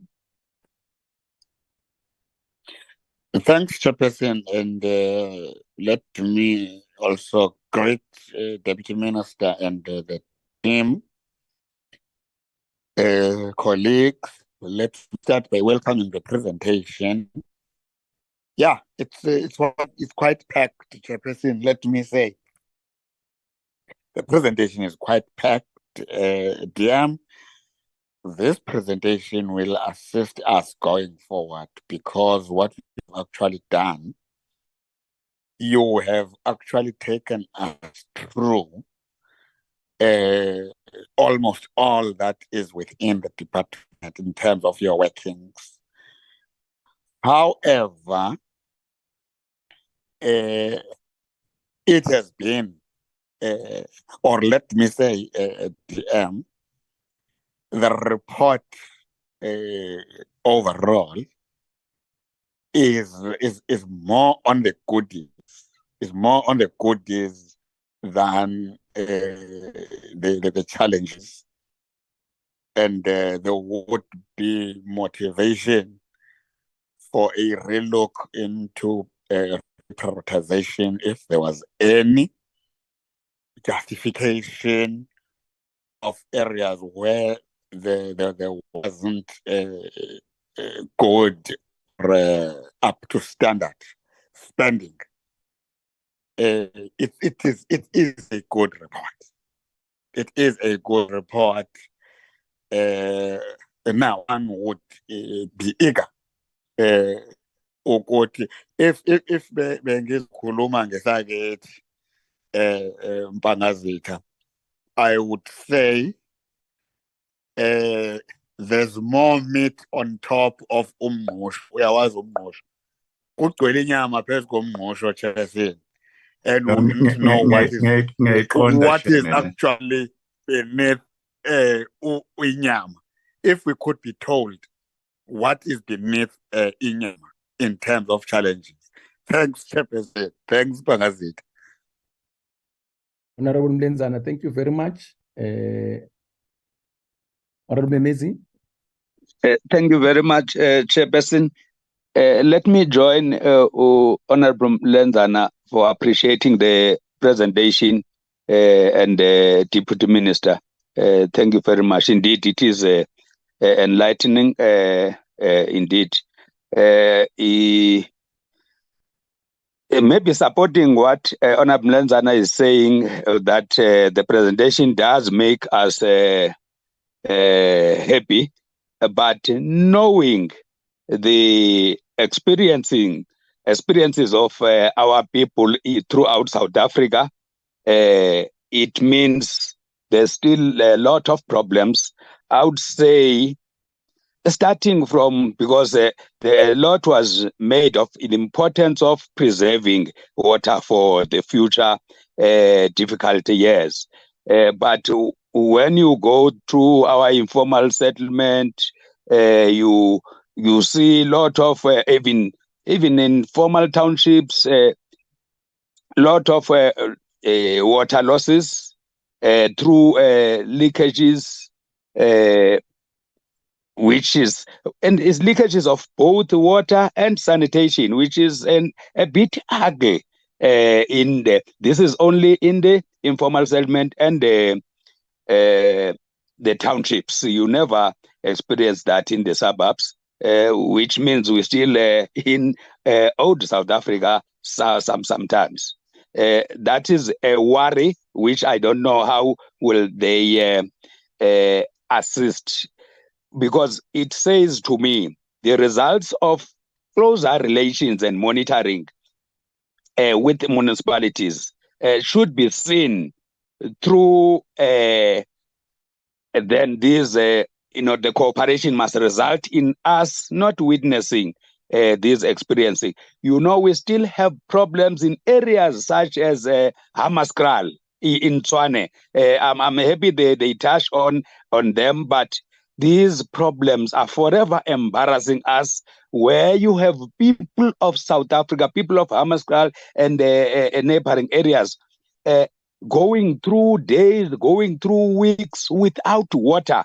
And those are the worrying points that in spite of the good presentation, but our experiences on the ground are really not helping. People in Hammaskral won't be happy at all.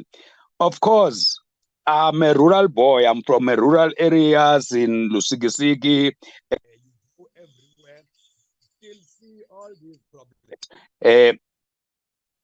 The rural people don't know of this pipe water. They still fresh water with animals in the rivers. So there should be plans, because these are people of South Africa. We can't have South Africa that is based on the old South Africa, only in the urban areas, but the rural areas is only a few areas. So we must move on, Deputy Minister and your team. The Vaal River situation is forever embarrassing us, but the presentation was promising, but indeed we would be happy that it is attended. There should be a closer working relation with the municipalities in this area. Working relations would make the department to be seen good, because there's no area called the Department of Water and Sanitation. But we all see your work, Deputy Minister, and your department through our land, through the municipalities. So when water, the Vaal River is full of feces, human feces, then we look at the department, we look at municipality as well. So, Chairperson, I think those are my areas of concern. I think I would want to hear how do I get convinced along those areas of my concern. Thank you, Chairperson. Thank you, Honorable Kaiso. Thank you very much, Chairperson, and thank you, Honorable Deputy Minister Mpangazita, your team for this presentation. It's a really well-informed presentation for this committee. Chair, I think we were, had we not, I think we, as a committee, because there's a number of tasks or work that has been done by the department, and a significant number of projects with huge amounts of money that have been deployed, resources, to ensure that there's services when it comes to water and sanitation, which really warranted that decision that we needed to do some,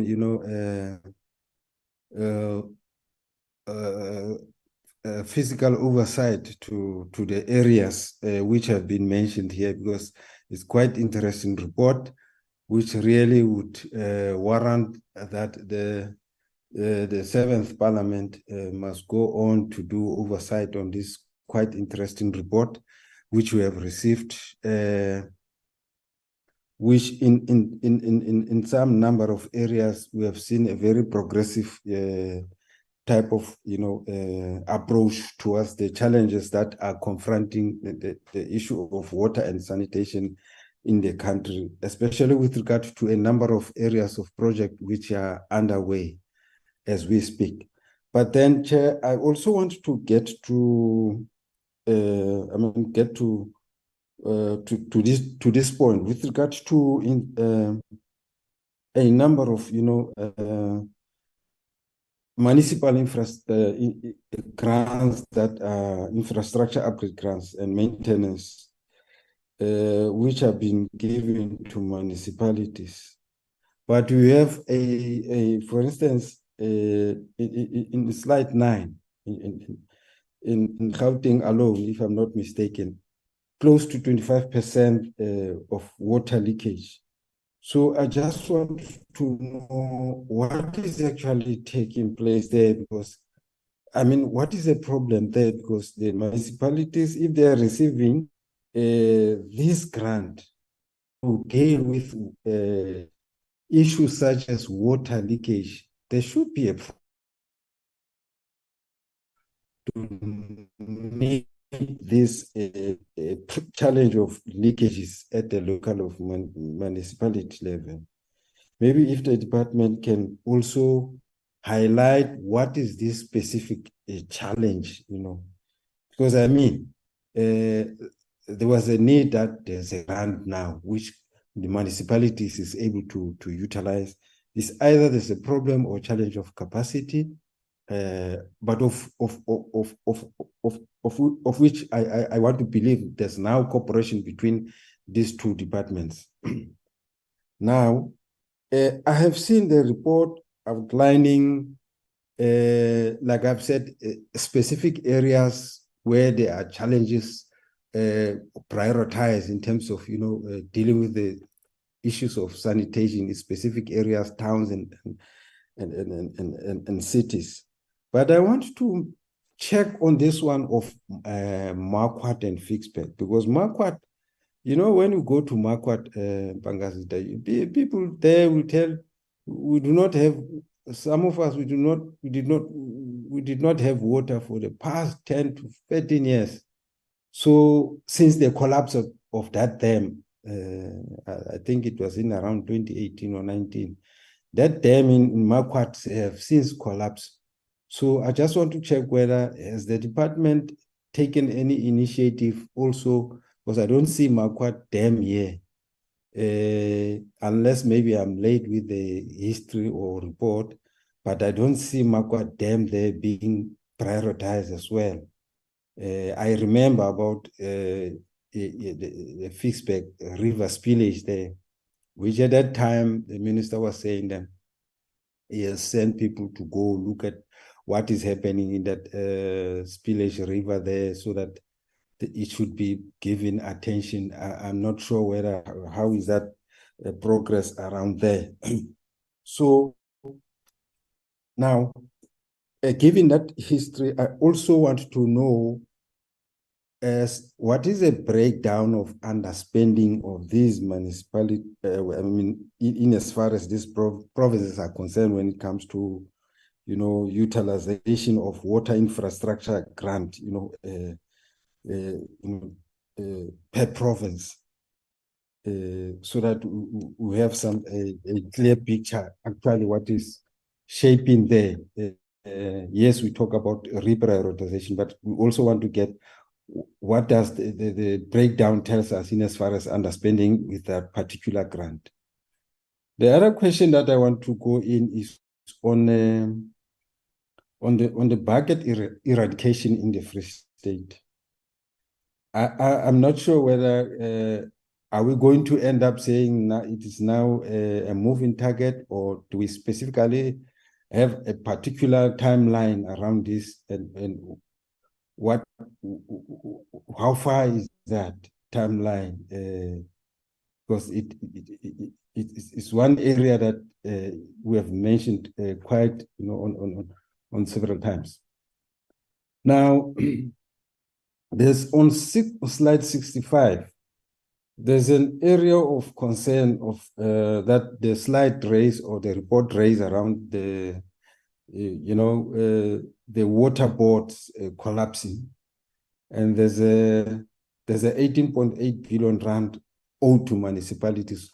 How is the department, or how are these municipalities going to be assisted? Because as the report ends there, it says it has now become a huge problem, which the department is looking forward as to what can it be done to rescue those water boards, because the challenge is that if those water boards facing that upswing graph that has pointed in the slides going on in that particular fashion, it means we are facing huge problem in as far as water management in future. So I just want to know from the department whether is there any mechanism that seek to intervene in that particular situation. And what is the name of that board? I'm not sure, because it just said one board has collapsed. We're not sure which board is that. And the last one is, I just want to check with the department, because I want to believe we have collaboration with the also the Department of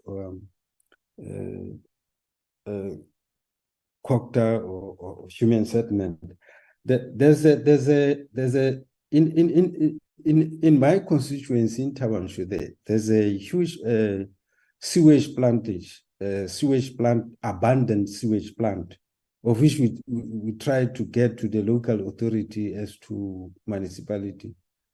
What is happening around that huge plant, a sewage plant, which has been abandoned?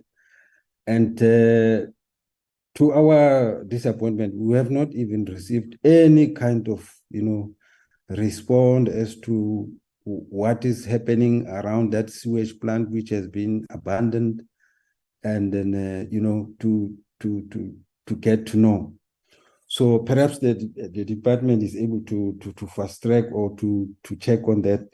We could be very glad to know about that, because basically, Chair, the issue of the challenge of water in future, it doesn't only affect people just generally, but it also affects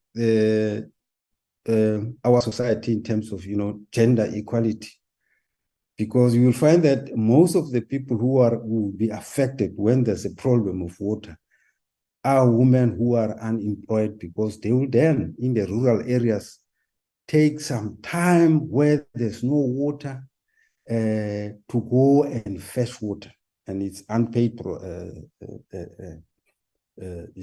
work. So I'm just highlighting the other part of the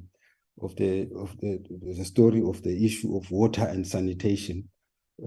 What effects are there when there's these challenges? But over and above that, we want to appreciate the progress in these other areas that the report has highlighted, that the department is earnestly looking at them and putting up efforts to resolve them. So we really appreciate those. And actually, this situation of budget reprioritization, obviously, it will affect all this progress that we've tried to we're looking forward for them to be resolved. Thank you very much. Thank you, Honorable Kaiso. Let me come in. Is there any other honorable member want to have a bite? No. Okay, let me come in. Let me start by thanking the Honorable Deputy Minister Angazita, the DG Dr. Phillips, and the team for the presentation and the issues that are being raised. Very clear that we've got a big projects and programs in water and sanitation, which are meant to improve the lives of our people. So the honorable members have asked a number of questions. Mine, Honorable DM, we speak about cuts, and we know very well where that comes from. The under collection by SARS of revenue, emanating from the economy, which is not growing at the rate that is desired. And then we have said that the solution to this thing is to implement ERRP.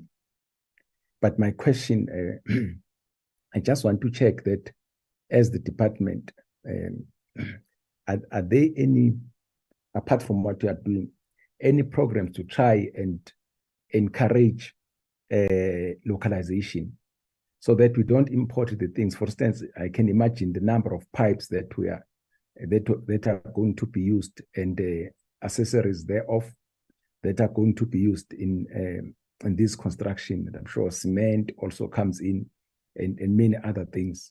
How are we using these projects to try and get those things produced in the country, localization?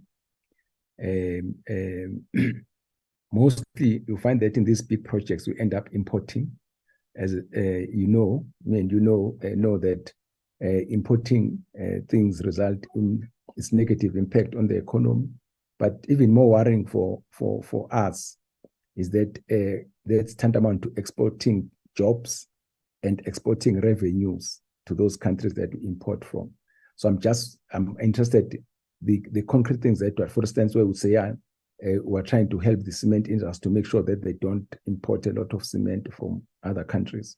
There's cement I'm making as an example, but something which is specific to this question of of pipes and so on. And please throw into that the question of economic transformation, deracialization of the economy. DM, we're back to you. No, thank you very much, Shenya, and to all the honorable members. I'll just respond to some high-level issues. The DG will handle some of the issues with the team. And just to thank the leadership, Honorable Mlenzane, and I know that things went well in Devon. You did well there. Congratulations with your team. What we are trying to do, our report does not try to give an impression that everything is good. But our record, both certified by the report of Census 2022 and our own reports, indicate that in the last close to 30 years, we've made strides to ensure that access to water to those who were denied water on the basis of the color of their skin, for the first time they have access to water, including access to benefits like environmental, cultural, and social aspects of water. They are being attended to. But we must admit, Chairperson Sheng, that our ANC government does not deny that there are those that still have been left out. And these are the people that are a priority, especially the most vulnerable in rural communities, including in farms, Shen. Recently, we were to submit a policy framework around how citizens in privately owned land, they must never be denied their right to have access to water, including the benefits. Honorable Mlenzane and Honorable Memez and Kaiso, all of us, we must admit, despite our achievements, there have been setbacks. One of the setbacks is that many people, they do have access to water infrastructure in their homes. But sometimes the taps are running dry for a number of days or number of weeks. And in the main, these challenges are based that the infrastructure is either owned, and there are many leaks like the one that Honorable members were referring to. Many municipalities, their infrastructure has been old, and we've just neglected the issues of O&M. Hence, the number of decisions that have been made that a certain percentage of money must be used on O&M. But at the very same time, municipalities, they can only get money through water sales, and they don't invest that money sharing back into water. You know, they take that money, they spend on other items other than taking the certain percentage, because most of their income is water and electricity. Hence, in certain communities, you could say the availability of water in terms of reliability. There are certain municipalities where the access to infrastructure sharing is at 90% plus. But when it comes to availability, it has dropped down to around 60 to 70%. And these are the issues that we are actually talking about. Honorable members, we are very correct, because the experience abantu in certain communities, they don't have water. And for a number of days. That's why the DG and the team is able to say, we're assisting Labo Maspal. One of the problems with these municipalities, they can't get these monies if they can't plan. You know, our department spend more time in assessing them how to put business plans, technical report, implementation readiness studies. The department has unlocked that in a number of municipalities that they couldn't. Then there was issues of implementation capacity. In the implementation capacity, many of these municipalities don't implement these projects. They don't have capacity. Hence, the minister and ourselves, we've put these water boards, Sheng, with their vast capacity and experience. Some of these water boards, like Rainwater, is more than 120 years. and is registered in the stock exchange. Is one of the biggest in the Southern Hemisphere with Umgeni. And we put them there to help these municipalities. Initially, there was a resistance that these water boards must be able to help, but there is a positive attitude by local government to accept our help, including other implementing agencies that we're bringing, including the issues of even bringing business on board. Therefore, we do agree that we still have to do more for those other communities, but our support, in as much as the responsibility lies with local government, but we have taken a decision and an attitude. Nobody must be left behind. And you could see a number of projects that are done through our own grants, but there are those special interventions that our ministry, we are doing all over the provinces to support them. The issues of water leaks or the issues of not having water, apart from the old infrastructure, there is an issue of load shedding. Load shedding has an impact of the entire system now. And some of these municipalities, they never built their infrastructure so that at least there is an alternative supply of energy. That's why even the DG and the team, they always engage with ESCOM to support so that certain critical infrastructure is exempted on load shedding. But when you look at the problem in Joburg, now ESCOM has given them the right to manage their own load shedding. Sometimes they load shed themselves for a longer period. And if the water system is just loaded for 2 hours, it takes time for that particular system to do the recharging.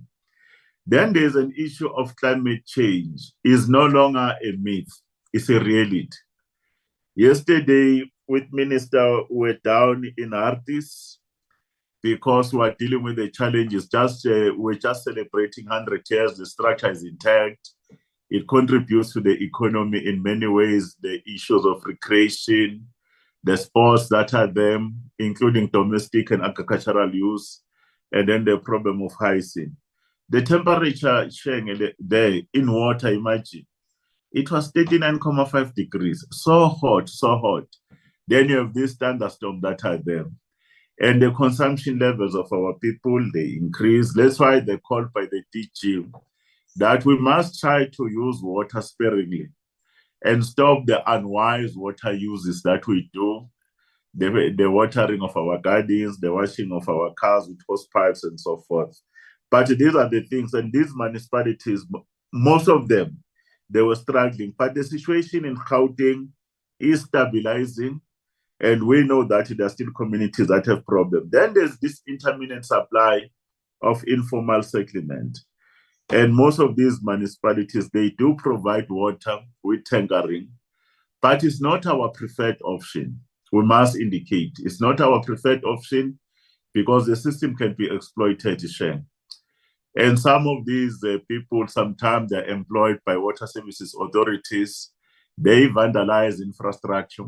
And there's no monitoring and accountability where they monitor that a water tanker, it has a number plate, they have the name of the driver. The drivers are not asking for sexual favors and abusing women on the basis of this. But they're also monitoring that in the roads.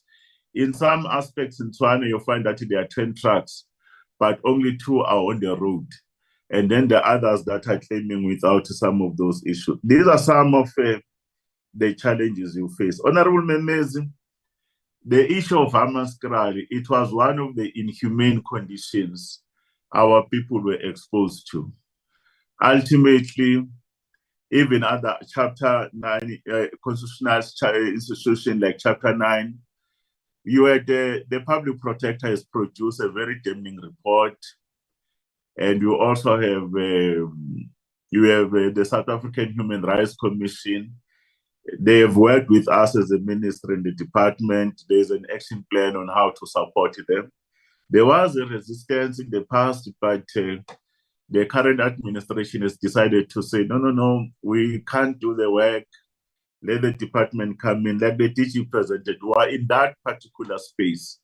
And our promise is that these people of Hammanskraal, they too we can say, they too are people and they will not be left behind. That's why our ministry, supported by DG and the CFO, an additional of more than 240 million has been put aside just to support it through the implementing agent to deal with those issues. But we're not only doing that. You will know, your Honorable Comrade Memezi, Minister assigned me and Comrade Maile and the MEC in Gauteng. We dealt with the situation of managing the situation politically there on the ground around Mfuleni. And Rainwater has done a very remarkable work to try to revive and refurbish infrastructure. We are very pleased that a number of effluent that was going into the field and into the rivers now is starting to come back into the system, is being treated, but there are also other wastewater systems there that the department is attending to. That's why we're pleased now with the innovation that municipalities that are like Mfuleni, that were just down and out in terms of liquidity, they are now working with our water boards as part of this issue of bringing private sector and state-owned companies to work together. And you could see there is a relief. One relief has happened also in Mpumalanga, where we come from. You know, Standerton Schengen, they built the most beautiful human settlement. And then they decided, these people, not to put bulk infrastructure. The sewer was coming back into people's homes.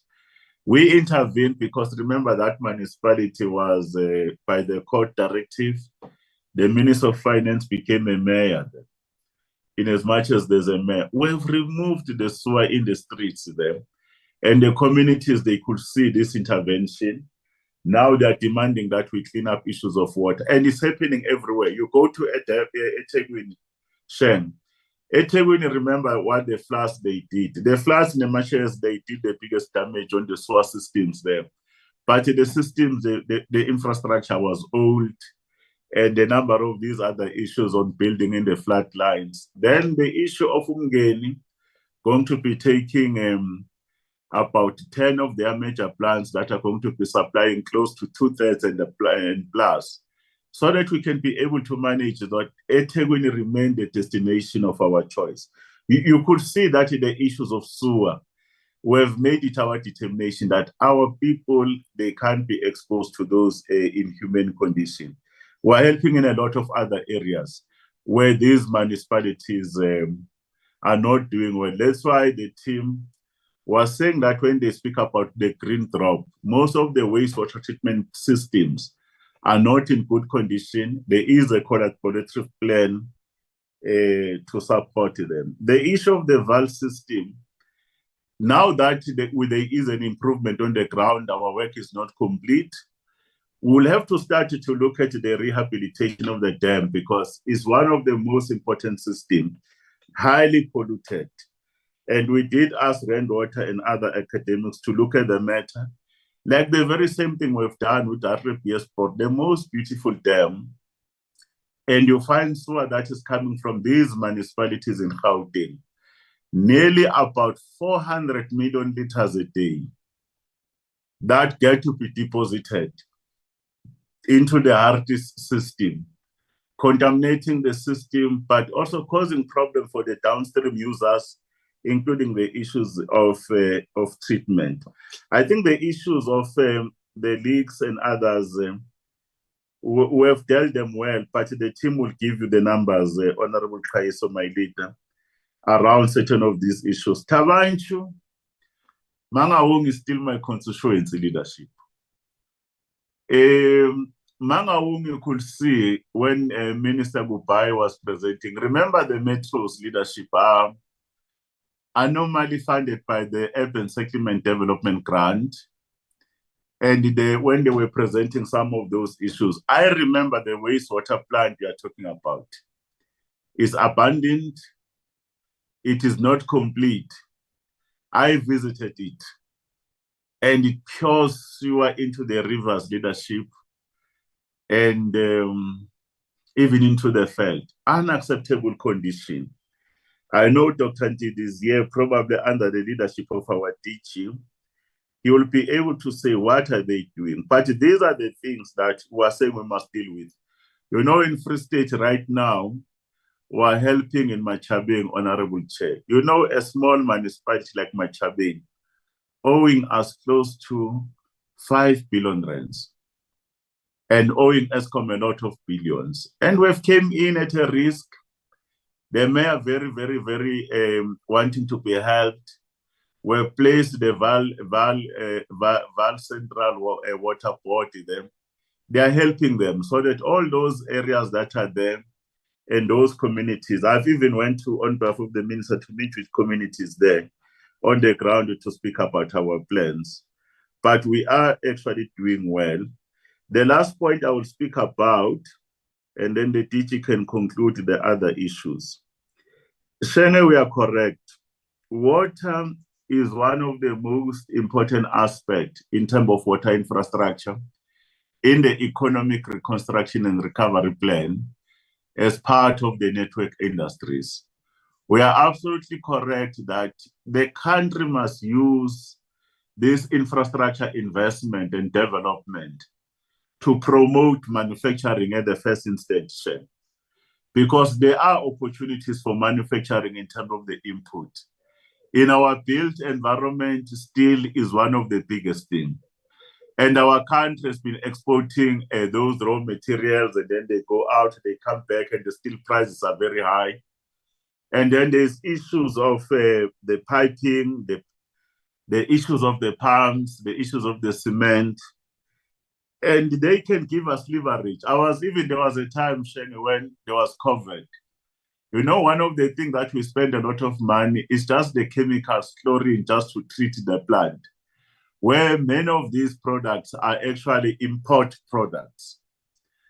And it does have an opportunity, but this has been introducing a lot of initiatives.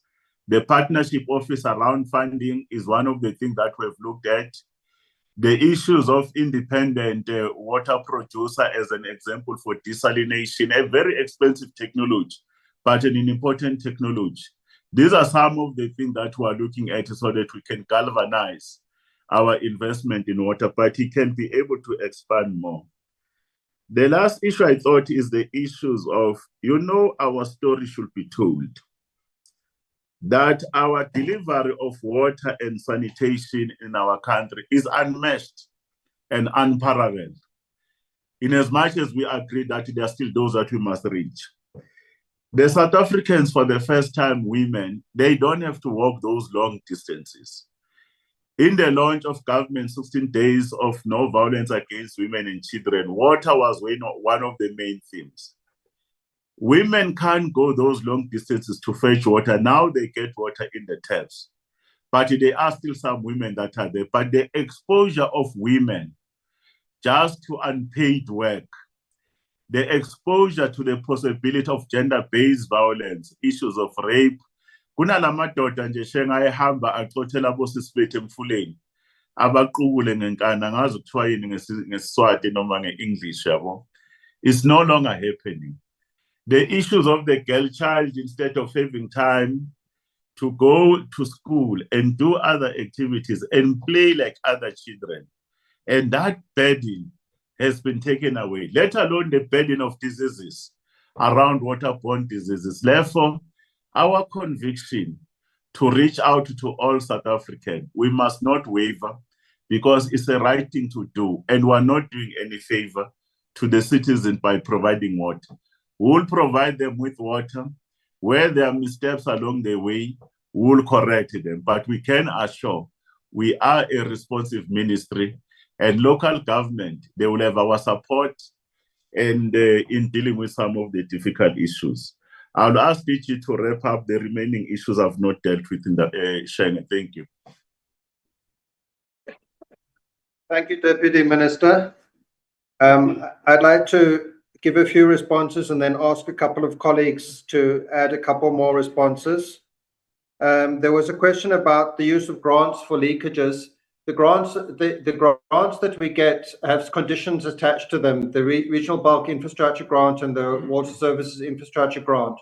They're intended to be capital grants to municipalities to assist municipalities with addressing backlogs in water and sanitation infrastructure. They're not intended for maintenance. Municipalities, in terms of the fiscal system, municipalities are supposed to fund maintenance of the infrastructure from their own revenues.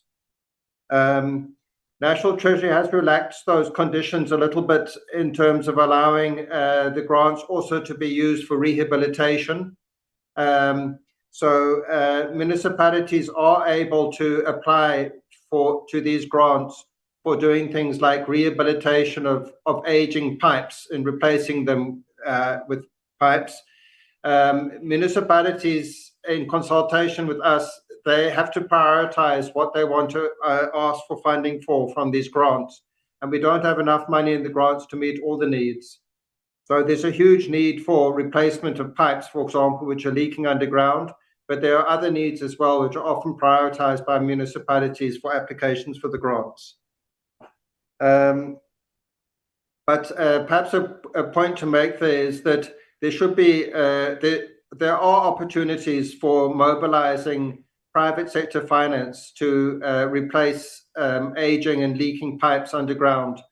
And our Water Partnerships Office is trying to assist municipalities to put in place public-private partnerships, because you could get the private sector to invest in replacing the pipes, and they can get a return on the investment from the savings of the municipality through reducing the amount of leaks. DG?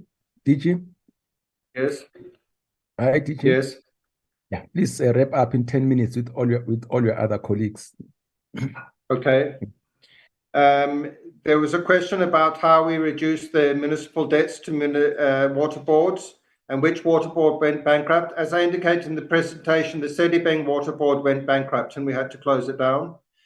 The measures that we're taking to reduce the municipal debt to the water boards is through standardizing credit control measures across all the water boards. National Treasury is also providing a lot of support to municipalities to improve their billing and revenue collection. Our amendments to the Water Services Act will also result in more efficient management of billing and revenue collection by municipalities. Just to add on the issue of localization, we have started a process with National Treasury's Chief Procurement Officer and the DTI to put in place a transversal tender for chlorine, against which municipalities will be able to place orders, which will provide an incentive for increased investment in local production of chlorine, because at the moment there are only 2 companies locally who produce chlorine. Frans, would you like to answer the question on the breakdown of the underspending per province, please? Yeah, thank you very much, DG. Currently, as of the 28th of November, I'll talk to the overall spending on the RP grants, both our direct and indirect grants. We are at 57%, and as indicated earlier on, we are on the right path to spend the remaining budget. And on water services infrastructure grant as of today as well, overall we are at 60%, including both conditional allocation to local government and our indirect allocations. And we are also having acceleration plans to make sure that the remaining budget is spent by the end of the financial year. Thanks. Thank you, Frans. Dr. Ntili, would you like to answer on the specific questions related to Free State? Thank you very much, DG and Chair. In respect to the Marquardt Dam, Marquardt Dam is a municipality dam which is really managed by Sesotho municipality. Currently, the business plan has been approved and the project cost is about 9 million. And consultant has been appointed, and we are really working with the municipality to make sure that that dam is really being rehabilitated and being refurbished, especially for their maintenance. 2, in terms of Tabanchu wastewater treatment works, it is falling under Mangaung Metro. The wastewater treatment works, this project started almost 2 years ago, but at this year in June, the contractor left, and the municipality has also had a recovery plan, which is going to make the contractor to be appointed by January and so on. It is really funded under USDG, and the department is really regulating and putting the notices to the municipality in terms of the quality of the provisioning of the services. Thank you very much, DG. Thank you. And then finally, Timothy is going to come in on to answer the question on buckets. Thank you, DG. Thank you, Chairperson. Regarding bucket eradication, as the question is about timelines, and is it a moving target or not? Firstly, it's not a moving target. We do have an end date proposed. But as you would know, that this project came through human settlement. We initially had about 14,000 buckets in Free State and Northern Cape. Currently, we have eradicated about 12,000. There's about 1,400 remaining. And then on that 1,400, we are now doing about 600 in Campbell. So that means by March next year, we'll be having a backlog of about 800 buckets. So, and in terms of Free State, the progress is moving well. We intending to close Free State by the end of this year. We are at about 60% in terms of pump stations that are left. We do have challenges, which is SMMEs and all that. And obviously, Free State is a flat area, so we have deep excavations there, which are delaying the progress. But otherwise, in terms of timelines and expenditure, we are on track. And I think with that, I'm happy. Thank you very much, Timothy. Thank you, Chairperson.